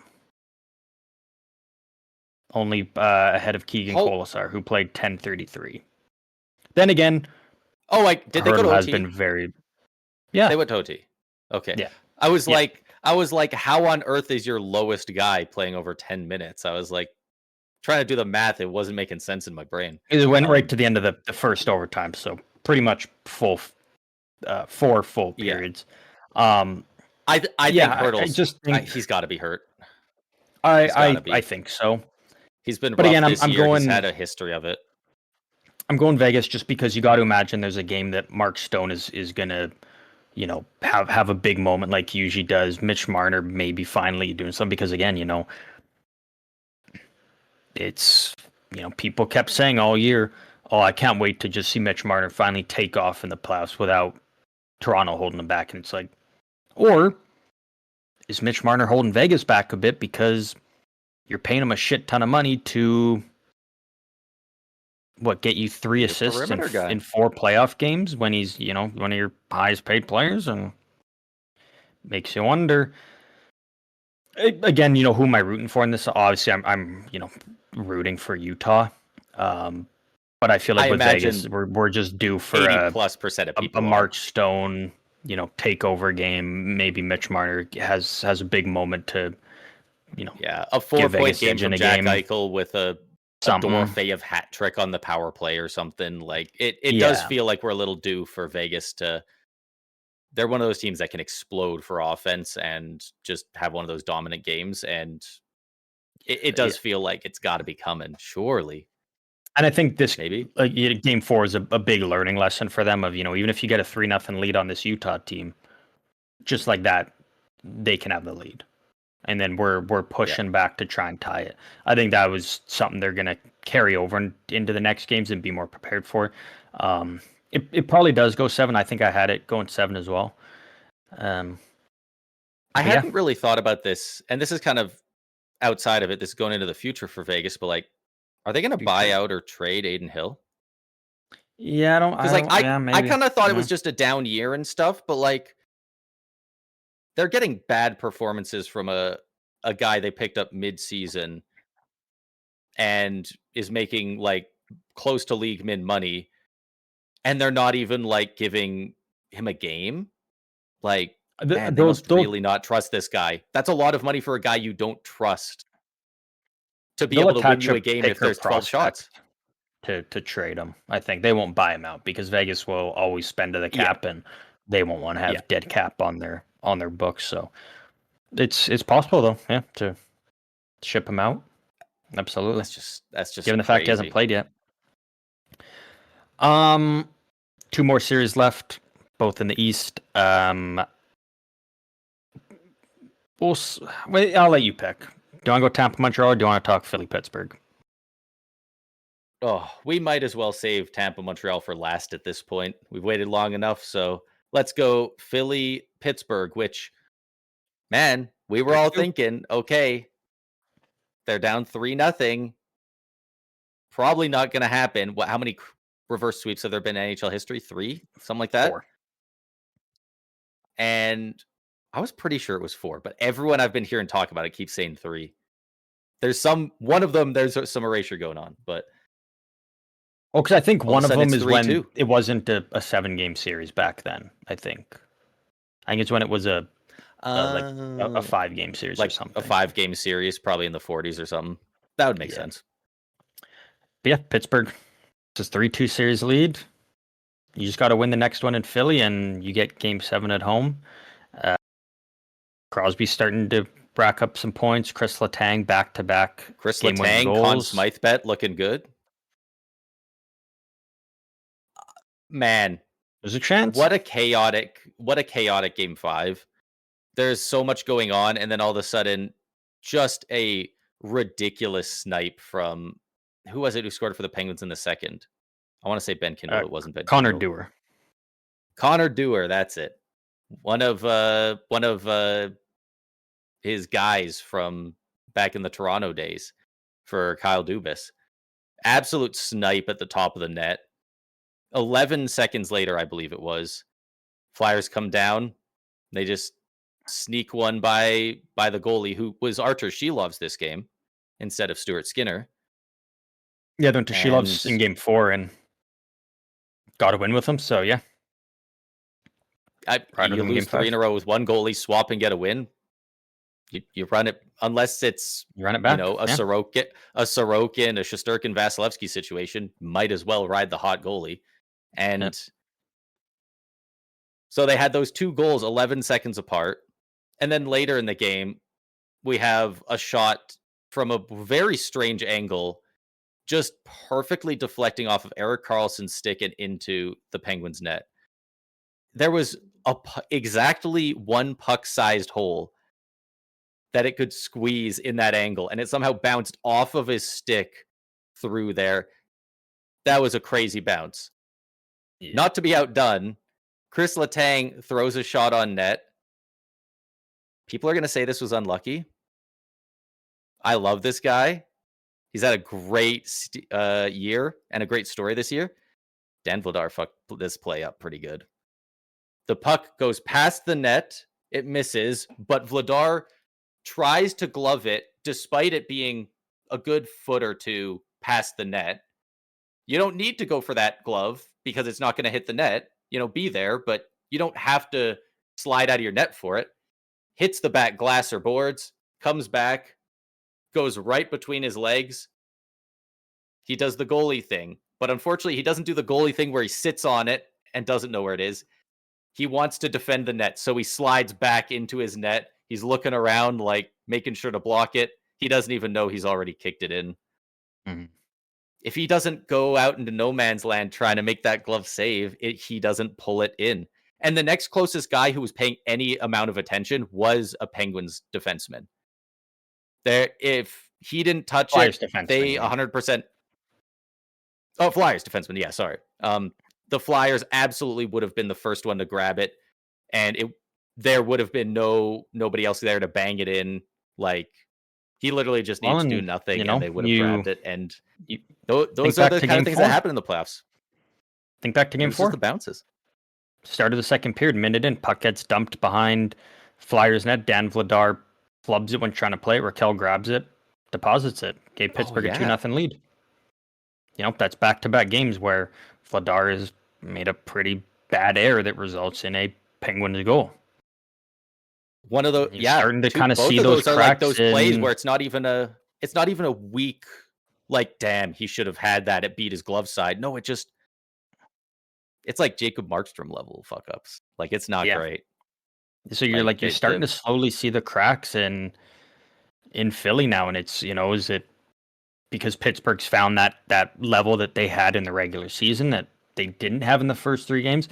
Is the pressure too much for Philly? Is it a combination of both? It's a young Probably. Team. Pittsburgh's making it interesting though. They're it's now 3-2. All they got to do is just look at it. Hey, we just won 2. We just got to win 2 more. They took one in Philly. They went home and won. You just got to repeat that one more time. And Crosby did not look good early in the series. He has looked real good as of late, and that should terrify Flyers fans. Yeah. If there's anybody who can catch that magic and increase that number by 1 in reverse sweeps, it's Sidney Crosby against the Flyers. Are you kidding me? Like, oh man, because Crosby. God, I hope they win the next game. This has to go 7. It could go either way from there, but man, Crosby 1 assist in the first 3 games. Was a -3 in the last 2 games. 1 goal, 3 assists is a +2. Should be 2 goals, 3 assists, and a +3, and had 2 great chances to get the empty netter and just missing by like an inch on both. So that's why it ended up being 3-2. Could have just as easily been another 4-2 win for Pittsburgh. Yeah, I mean, all of those points are such hard-earned points too. There was no secondary assist stuff going on. It was like, man, the one on Letang's goal, not in Game 5, but whichever one was, probably Game 4. Game 4. He fights, gets the puck for him, dishes it perfectly back to him. Doesn't watch his pass, doesn't even get open for a pass, skates right to the front of the net to screen the goalie for the shot, forcing that he just set Drysdale back. That's what bugged me. Is a lot of people were glazing the kick because he kicked it back to Letang. They're like, "Oh, what an assist by Crosby." I'm like, "Shut up!" Like, we see players do that 50 times a game where they kick it to their teammate. What's impressive is, he kicks it to Letang, busts his ass to the net while still keeping an eye on what's going on with Letang, while forcing Drysdale back. Like, just bodying this kid and being like, you ain't gonna win this battle and with screening me. The goalie and being a deflection option. Like, man, that's one of those Crosby moments hockey. where you have to be a good hockey mind and watch it a couple times, the replay like 3 or 4 times at minimum, to be really fully understanding, damn, how many different things he did on this play that developed over 6 seconds. Like, it was, man, it's the GOAT being the GOAT. And especially this late in his career, how fun would it be to see him get a reverse sweep against his rivals? And so it'd be incredible. People have been like, damn, the Flyers are good, but I wish this was Washington. Man, we're getting a good-ass series out of this regardless. Yeah. And if he completes the reverse sweep, you can't convince me that the series against the Caps would end up being better. There's not a world. Like, no. At that point, absolutely not. But we'll see what happens. Game 6 taking place tomorrow night. That'll be on the Wednesday, so that'll definitely be a good one. Same time going on as Tampa Montreal Game 5. So we're gonna be eating good on Wednesday night as well as we are every night, honestly. From here on out, we're gonna be playoffs. It's almost every night we're gonna have. It's all huge games from here on out, but there's gonna be a lot of elimination games going on for most nights going forward. Yeah. One series that won't have an elimination game in the next one, and the last series we have to talk about here, Montreal and Tampa, as we are tied up 2-2 right now in the series. I'm just gonna throw it to you. You're the Tampa guy, and I'm just gonna let you rant a bit, let you vent, and just let us hear your thoughts. I want to start this by saying you can't go anywhere. There are Lightning fans. there is nowhere, if you're in an area with Lightning fans, online or otherwise, there is nowhere you can turn, no amount of strength you can use to shut your ears and close your eyes that you will not hear people talking about how badly they are excited to see the day Brandon Hagel has the C on his jersey. This guy is having an all-timer series. He's got 6 goals in 4 games. He's got 6 goals, and the rest of the team has 5 combined. So he's got over 50% of the goals. He's he out of nothing created Kucherov's goal. Like, he's been huge on other goals as well. He had the fight against Slavkovsky. He's been doing everything. He's been absolutely phenomenal, and it's been so fun to watch. And I just had to glaze him for a little bit because, goddamn, what a player and what a series! This is. I just say something quickly. Sure. Yeah, you're absolutely right about Hagel. I mean, he is the definition of like a playoff guy. The way he's going, like, yeah, again, 6 goals, and no one can even argue it. He has been Tampa Bay's best player in this series by far, not even close. And that's saying something when they have Nikita Kucherov, who is a Ted Lindsay finalist and is going to be a Hart finalist, potentially even winning the Hart Trophy, and Hagel mops the floor with him in this series. And again, it's not even close. And that's not even to say Kucherov. I mean, again, I think Kucherov's actually had a pretty, not a great series by his standards, but it's more really just about how incredible Hagel has been in every area of the game, defensively, in the neutral zone, in the transition, and then offensively, and even in the physicality. Again, like, the entire tide turned. Yeah, the tide, like, everything turned. He's done it all. He's got a Gordie Howe hat trick, 6 goals in 4 games. Just a fucking beast, man. It's an absolute beast. He's been so good. And it's crazy to say how the game turned out, but this most recent one, Game 4, statistically was the least close game so far, because it's the only one that hasn't gone to overtime. And the only reason it didn't was because Hagel scored, on that one, honestly, Kucherov probably did do more of the work, because great shot as soon as it came onto his stick and it bounced off Hagel and in. I mean, but Shaw was going wide to fight for his position stuff. Yeah, won that battle. Yeah, it's one of those situations where Hagel knew what Kuch was going to do. Kuch knew Hagel would be there. Great setup play. But yeah, that happened with like 3 minutes, 50 seconds left or something like that. And that put us ahead. So, like, the least close a game has been is a game-winning goal scored in the last 4 or 5 minutes. And the team holds on for the 1-goal lead, because everything else has been overtime. This series is so close. And both sides are so annoyed by the reffing. Quickly, we should quickly go back, because Game 3 did happen since the last episode. So that game being the game that Montreal won. I mean, no other way to put it, just an incredible shot by Lane Hudson in overtime. Like, I don't know how we managed to get that off shots. And get that there. Like, when you look at when he was taking the shot, when he was taking that shot from the blue line, where it went in on the net wasn't available. I don't know how it found a way in. It was maybe more than one person too. There was multiple players in the lane. Front. It's ridiculous that it got through. And you know what? That's shoot the puck. Shoot the freaking puck. Look what happened with Chris Letang. He missed the net and still scored. Sometimes you just throw it at the net and see what happens. And it was also good to see Kirby Dach get on the board for Montreal, that being the one that tied it. The Bell Center was also chanting for him. They were chanting Kirby at one point, which first of all sounded like it was from Smash Bros, which I thought was very funny.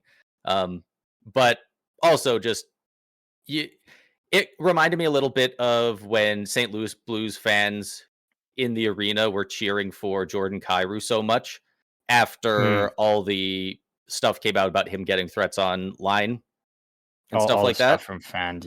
Yeah, it felt like that. So it was because Kirby Dach and his girlfriend had to delete their Instagram account because they were getting so many threats and bad words from people after he had a really rough game too. So it was very nice to see that arena, show him some love when he was having a fantastic game. He had a really good game. Show him that the people in the arena are not the people that were coming after him online. It helps reiterate that those people are in the minority that are sending the death threat. And we hear death threats, so we know it's plural, which obviously it would be. That's always so vague. I really I don't want them to go count them or anything, but it would help to know the scope, right? It could have been tens of thousands, it could have been 3. Right? And neither are good on your psyche, but it's one of those things where it's truly I wouldn't even know where to begin with a guess of how many people were shit talking him in his DMs. Even if you're only talking about Habs fans, we're not even talking about. There's probably Leafs fans and Sens fans giving it to him. There's probably some Lightning fans. So you'll have to see a bit of a comeback game for him. Yeah, fuck. This series is so close, man. It's neither team's given an inch. Both teams are getting 7 power plays a game, and yet the shots at the end of regulation always are 21-21. I mean, even with all the power plays, we're not getting a lot of shots. Tampa had 7 power plays. They went 1 for 7. Montreal went 1 for 6. The final shots were 20-18. 20. If you told me 20-18, I would assume there was 2 power plays for one team and 1 for the other. I would assume it's 7 and 6. a put your whistles away playoff game, not 7. Is it that's ridiculous? If you give that many power plays to the Avs, I bet they end the game with 45 shots. Yeah, and give it to the Canes, they might have 100. In this game, a lot of dumb penalties on both sides, and obviously, it's got fans riled up on both sides. Again, was the officiating bad? Yes, but it wasn't bad in the sense that it screwed either team. I know the one that Montreal fans talk about a lot is the one high sticking penalty, and of course when they show the clip, they don't show the high stick, they show the aftermath and be like, "Where's the high stick?" It's show the full clip. I will blame the broadcast more than Habs fans because they were gaslit a bit. On the broadcast, they didn't show, because what happens is he gets high sticked and he kind of stands up a little bit, but he doesn't really react. And it's a bit of a late reaction. So people thought he was diving because they cut it between when it happened and when he reacts. On the actual broadcast on TV, they literally didn't show it. They didn't show the first part. So they gaslit Habs fans into thinking it was a full-on dive. I have since then seen a lot more Habs fans being like, "Oh, okay, we didn't." Obviously, there are some who are still pissed regardless, right? But then they still change it to the majority of them. I do think embellishment on James. It's the same as they think Kucherov should have gotten 2 for embellishment on the cross-checking to Jake Evans. And my response to that is, who cares about what happened with Kucherov? It's the matter of the fact that it was a tie game in the third. Montreal's already on the penalty kill. Why the fuck is Jake Evans doing something like that anyways? That's just a dumb, reckless play when, again, Tampa didn't score on the 5-on-3, but Jake Evans shouldn't have anyways. If the puck was in deep, you go off and you do your change, you get the next unit out there. You didn't need to shove a guy like that when you knew 9 times out of 10 you're going to send them into the boards. Most guys aren't doing that on the penalty kill, so I don't think Kucherov was really expecting it, and that's why he went down. Well, and it was also Kucherov was going to turn right. He was going to go curl back into his zone. So when you're going to do a quick movement, and again, he knew Jake Evans was behind him, but you're never expecting a player to cross-check you in the back like that. When you're that close to the boards and whatnot, you expect them to curl off and go do their change. In a board battle, right? When you're not moving. Yeah. If you're at speed, it's hard to imagine somebody catching up to you and hitting forward at you, right? And not only that, there was a play earlier in the game where I believe it was Jacky and Struble, and there was a puck battle in the corner, and they're just freaking feeding them cross checks right where Evans ended up hitting him later. And I would like to see it called in the regular season. I get why the refs wouldn't call it in the playoffs. But there was a couple of healthy cross checks in there, and that's just hitting you in the freaking back and in the ribs, like right where the padding stops. Like he's probably bruised as fuck this morning. Like Kucherov's back probably does not feel great. So I wasn't entirely shocked when he went down from it either. If you want to say there was a bit of selling it for staying down a bit longer, that makes more sense because I think the falling down and going into the boards was completely real. I have no idea how real him staying on the ice was.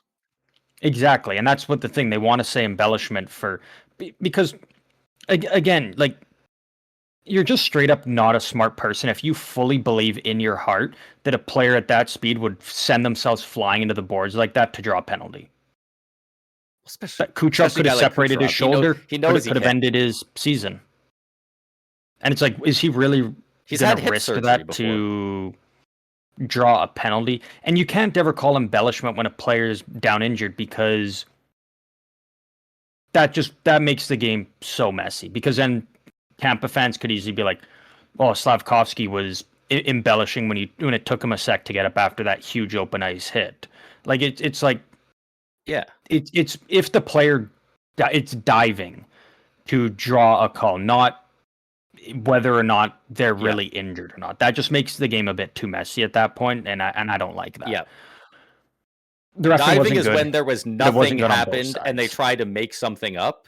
Embellishment is when you try and sell something when you did get interfered with or an infraction committed on you. Like if they wanted to call embellishment on Dominic James the high stick, you know what? Yeah, probably. I know it would be okay with that, but to say Kucherov was diving on that one, I don't think any player in the league would risk having their season ended just to draw a 2-minute minor. And I know a lot of them are. There's probably a good amount of people that were extra upset because it was Kucherov, right? He's just 100% one of those guys. Because he doesn't get that benefit of the doubt at this point in his career now. Of course not. And I think most people know that. I think he probably knows that. But he loves playing the villain, so he's okay with it. He does. And I hate people that were calling this one out just because earlier in the game, Gord got a cross-checking penalty. That was just one of the worst cross-checking calls I've ever seen. It was a rather similar situation. He was chasing, I believe it was Matheson behind the net, and he reached out, but Matheson was too far ahead. So he only got him. He got him with one glove. He didn't even touch him with the stick. And Matheson just at the same time, just happened to fall down, and they called it a cross-check. I can see why the ref would have thought it. From his angle, it probably looked like he fucking shoved the shit out of him.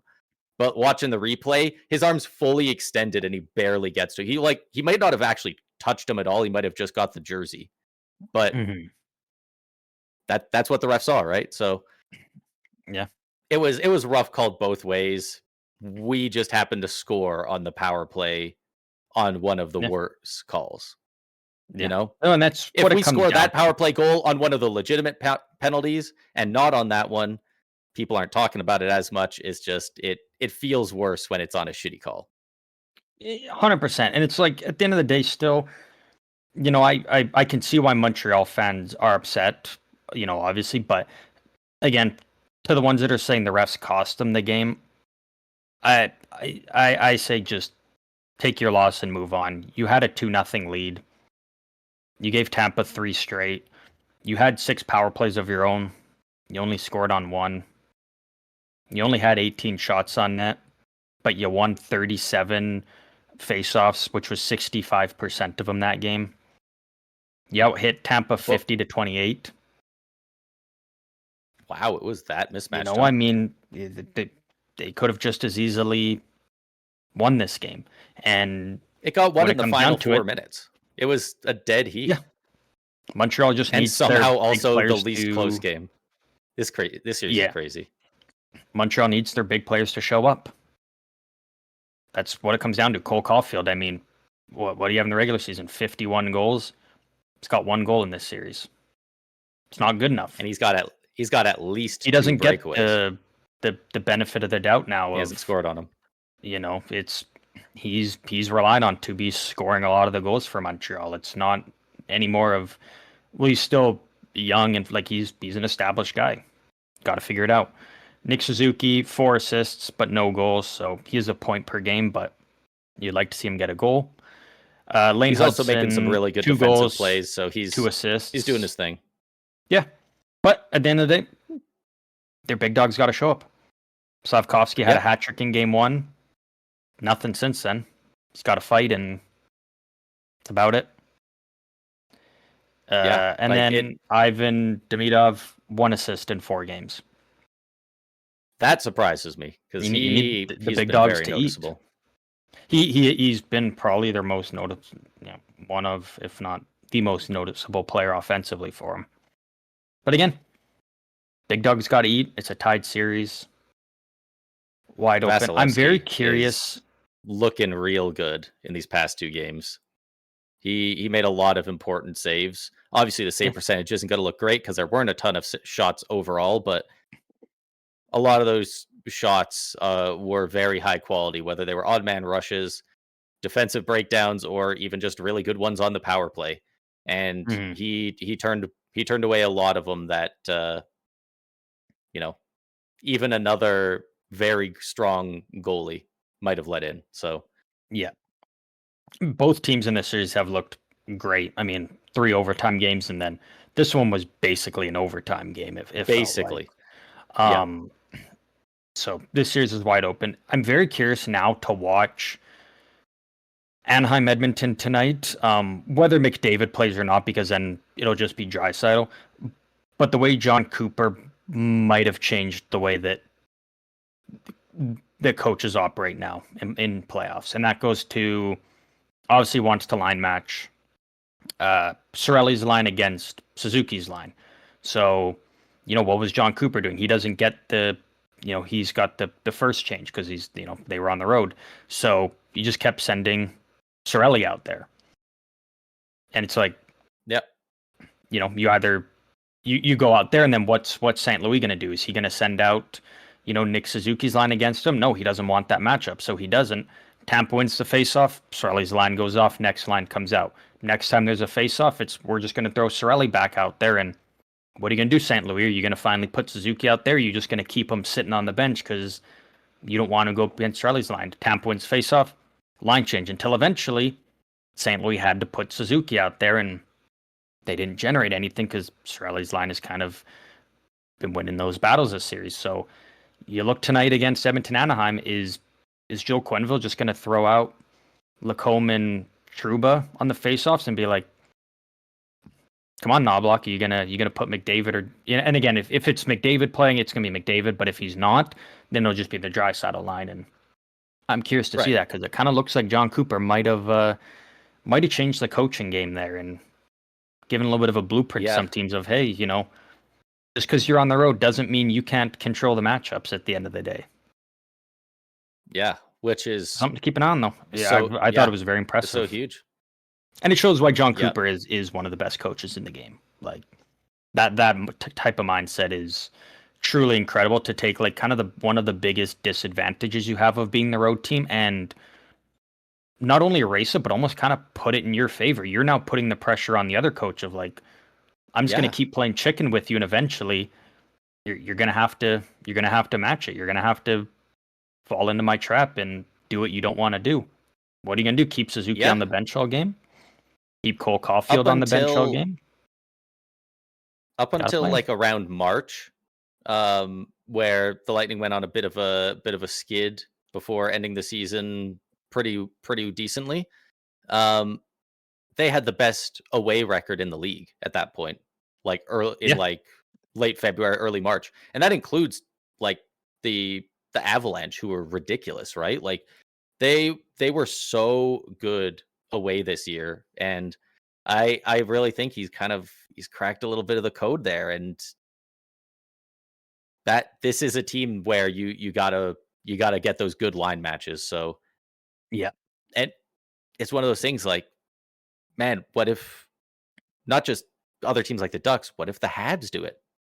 Maybe the Habs are gonna be able to find a way to turn that to their advantage in the rest of the series. Like it's Man, there's so much going on. There's so many reasons to like both sides. It's been so close. It's been very chippy. The refs have not been afraid to call the whistle, which frankly I do think has helped. I haven't loved a lot of the calls, but in the end, there have been a ton of calls, and that has helped keep the cheap shots and stuff to a minimum. I think like Yeah. this is not that much less of a chippy series than Minnesota Dallas, but that one's had like way more notable dirty plays so far. Yeah. And that seems kind of crazy, but yeah, the refs are calling everything over here, and usually around game 5 is where we see that whistle really start to disappear. So I'm interested to see how they call this next one, but man, That'd be we're interesting. in the freaking thick Absolutely. of it. We're in the Yeah, freaking this thick of series it has now. been an all-timer so far, and again, we're probably going to get 3 more games because this one kind of feels like Dallas, Minnesota, where it's just destined Yep. to go 7, right? So, anything else you want to add on Tampa, Montreal? 2 very good teams, great series. Yeah, I don't got that's anything else. about it. It's That's about it. it's been fun to watch. It would be much more fun if I was a neutral fan, but obviously very stressful. But Yeah, it's great hockey. it is great hockey. Um, with that, we can get into our final segment here and start wrapping up the episode. As always, everybody knows we love to wrap things up with a fun game here. So that's what we're going to do here again today. As always, Braden, today for you, we have another edition of categories. For those unfamiliar with categories, it's been a bit. We are doing a team edition today, which means I've got 5 teams. 4 of them fall under the theme of the category. 1 team does not. It's up to Braden and you at home to figure out which team doesn't belong and why. And remember, it is teams, so you don't even have to think about any players at all. It's strictly teams. So no individual player awards, no individual player stats. It is strictly team-based here. Yeah. Are you ready for your 5 teams?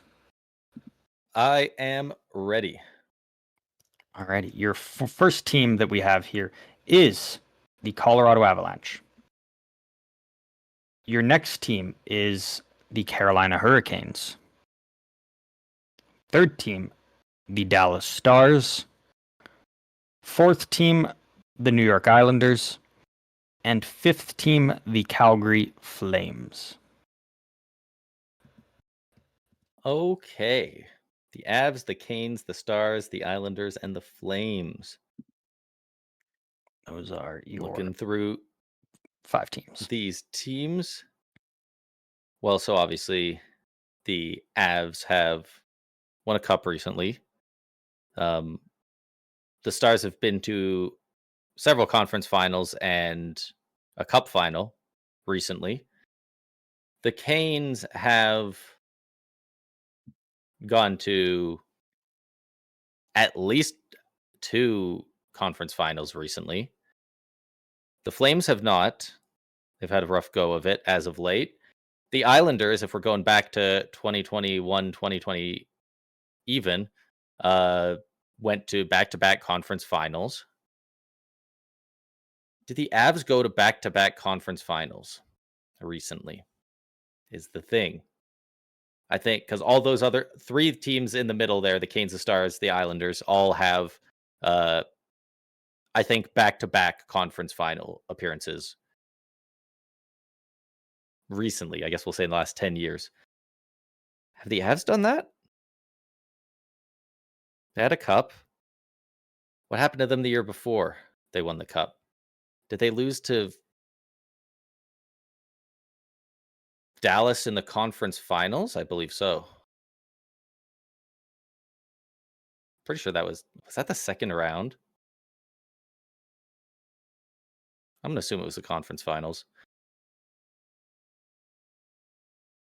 All of them have been to back-to-back conference finals except the Flames.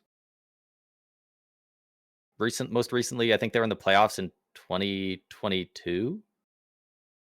And they They got beaten like 5 by the Oilers, I think. Maybe it was 2021 in the second round, actually. Maybe this is entirely the wrong line of thinking as well, but is there anything else in there? President's Trophy for the Avs. There's no way the Flames won the President's Trophy with that Goudreau, Kachuk, Lindholm line. They were insane that year. They didn't. There's no way they won the President's, right? The Islanders haven't recently. The Canes might have. The Stars might have, but I'm more doubtful. Something around there. I'm not confident enough on any of that, though. I'm going to have to go for my hint. I think I'm going to have to get my hint here. Your hint. Shit. Okay. Oh no, you're not prepared for a hint? No, I wasn't. I usually am. Give me a sec. I can think of a hint.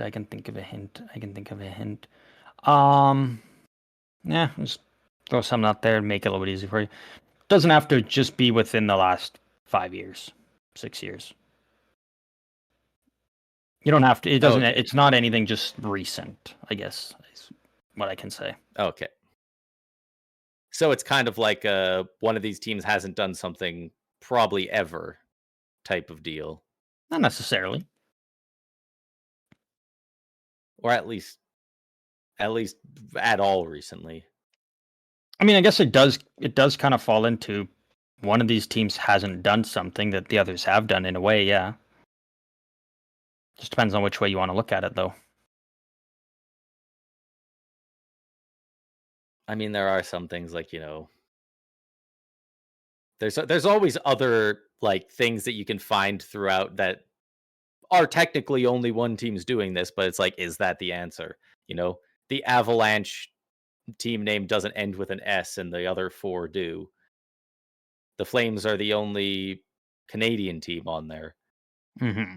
The Islanders are the only team in the East on there. That's not true. The Canes are in the East, very much so. This is one of the more relatively easy ones, though. Like it's not something you got to think super in depth for. Yeah, I feel like that's actually probably the best hint I could give.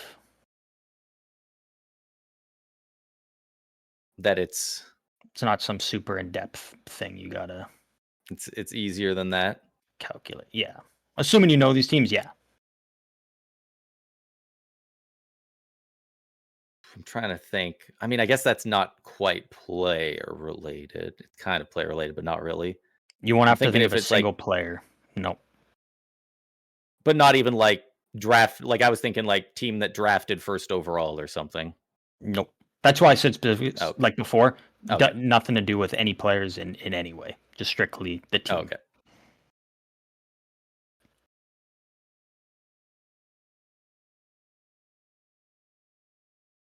Oof.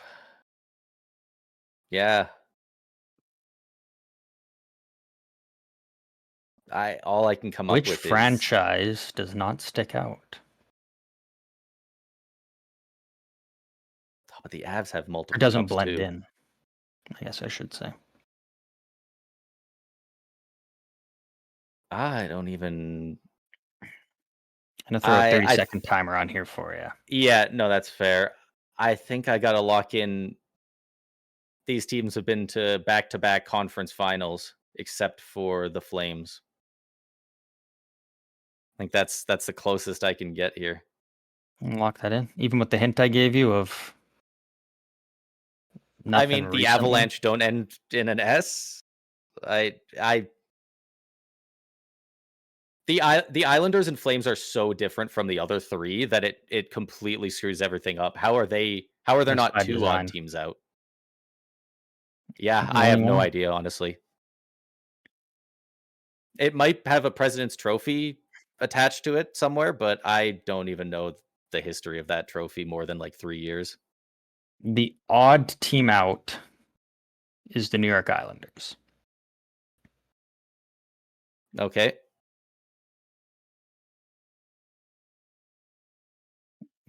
They are the only franchise that is not a relocated franchise. Oh, they're not relocated because the Avs were the Nordiques. The Canes were the Whalers. The North Stars became the Stars, and the Atlanta Flames went to Calgary. Because they're the only other ones is Winnipeg, Utah, and Devils are the only other relocated ones. But it is a tricky game because again, it is there's numerous things you can go with for it. So I do still always applaud you on the ones you can come up with. I don't necessarily think, even though I don't think Colorado has gone to back-to-back, because again, I think they're kind of like OV. Yeah, I'm not sure. The only time they've gotten out of the second round is they won the cup. I'm pretty sure. So damn, they've been running into all those teams in the second round. Because after they won the cup, they got bounced by Seattle round one. Yeah. And before they won the cup, it was always never getting over the hump in the second round. Always that was the thing. I never paid attention until they made the cup final. So I figured from 2020 to 22, they must have done it at some point, but always coming up short. But just a little bit. We're at the end of the episode here. We do hope you all enjoyed, and we do want to thank you for tuning in once again to the Stick 'em Up podcast, where we are here twice a week to discuss everything around the playoffs. That's why every episode is nice and long, and we have the chapters in there, so you are, if you don't care about every series and you only care about a few, you can skip to those ones. And here we got to say, and you don't got to listen to the rest, and that's totally fine. We're just glad you're tuning in. We'll be back later this week on Thursday. Some series might be done. Maybe they're all still going on. We won't know. We'll know more after tonight and tomorrow where everything sits. But before we can get to all that, before we can get to all the fantastic games tonight, Braden, as always, final thoughts. Final thoughts. We are watching some incredible playoff hockey right now, even compared to, I think, playoffs in the past. Like, I think this year in particular has been just phenomenal across the board. We're seeing teams coming back. The Penguins, they're looking pretty hot. They got Philly sweating. Who knows what's happening with the Habs and the Bolts? Dallas, Minnesota is ridiculous. Like, it is so good. If you're not watching, go watch some of this hockey. It's incredible.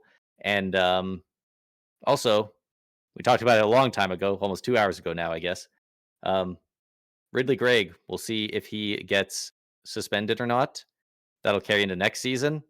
We'll see if it happens soon. Maybe in a month they'll suspend him. Like, who knows when their hearing's going to be, because the season's over. I don't know if they have a time limit on that. All the updates I'm seeing from a Google search are all 1 or 2 days ago. So, like, nothing's coming up recently. Yeah. We'll see what happens. We'll keep it on it. It's going to be a good stretch down the end. Go from there. But that is it for this episode. One final time, I want to thank all of you for tuning in. And as always, we will see all of you out on the ice later this week.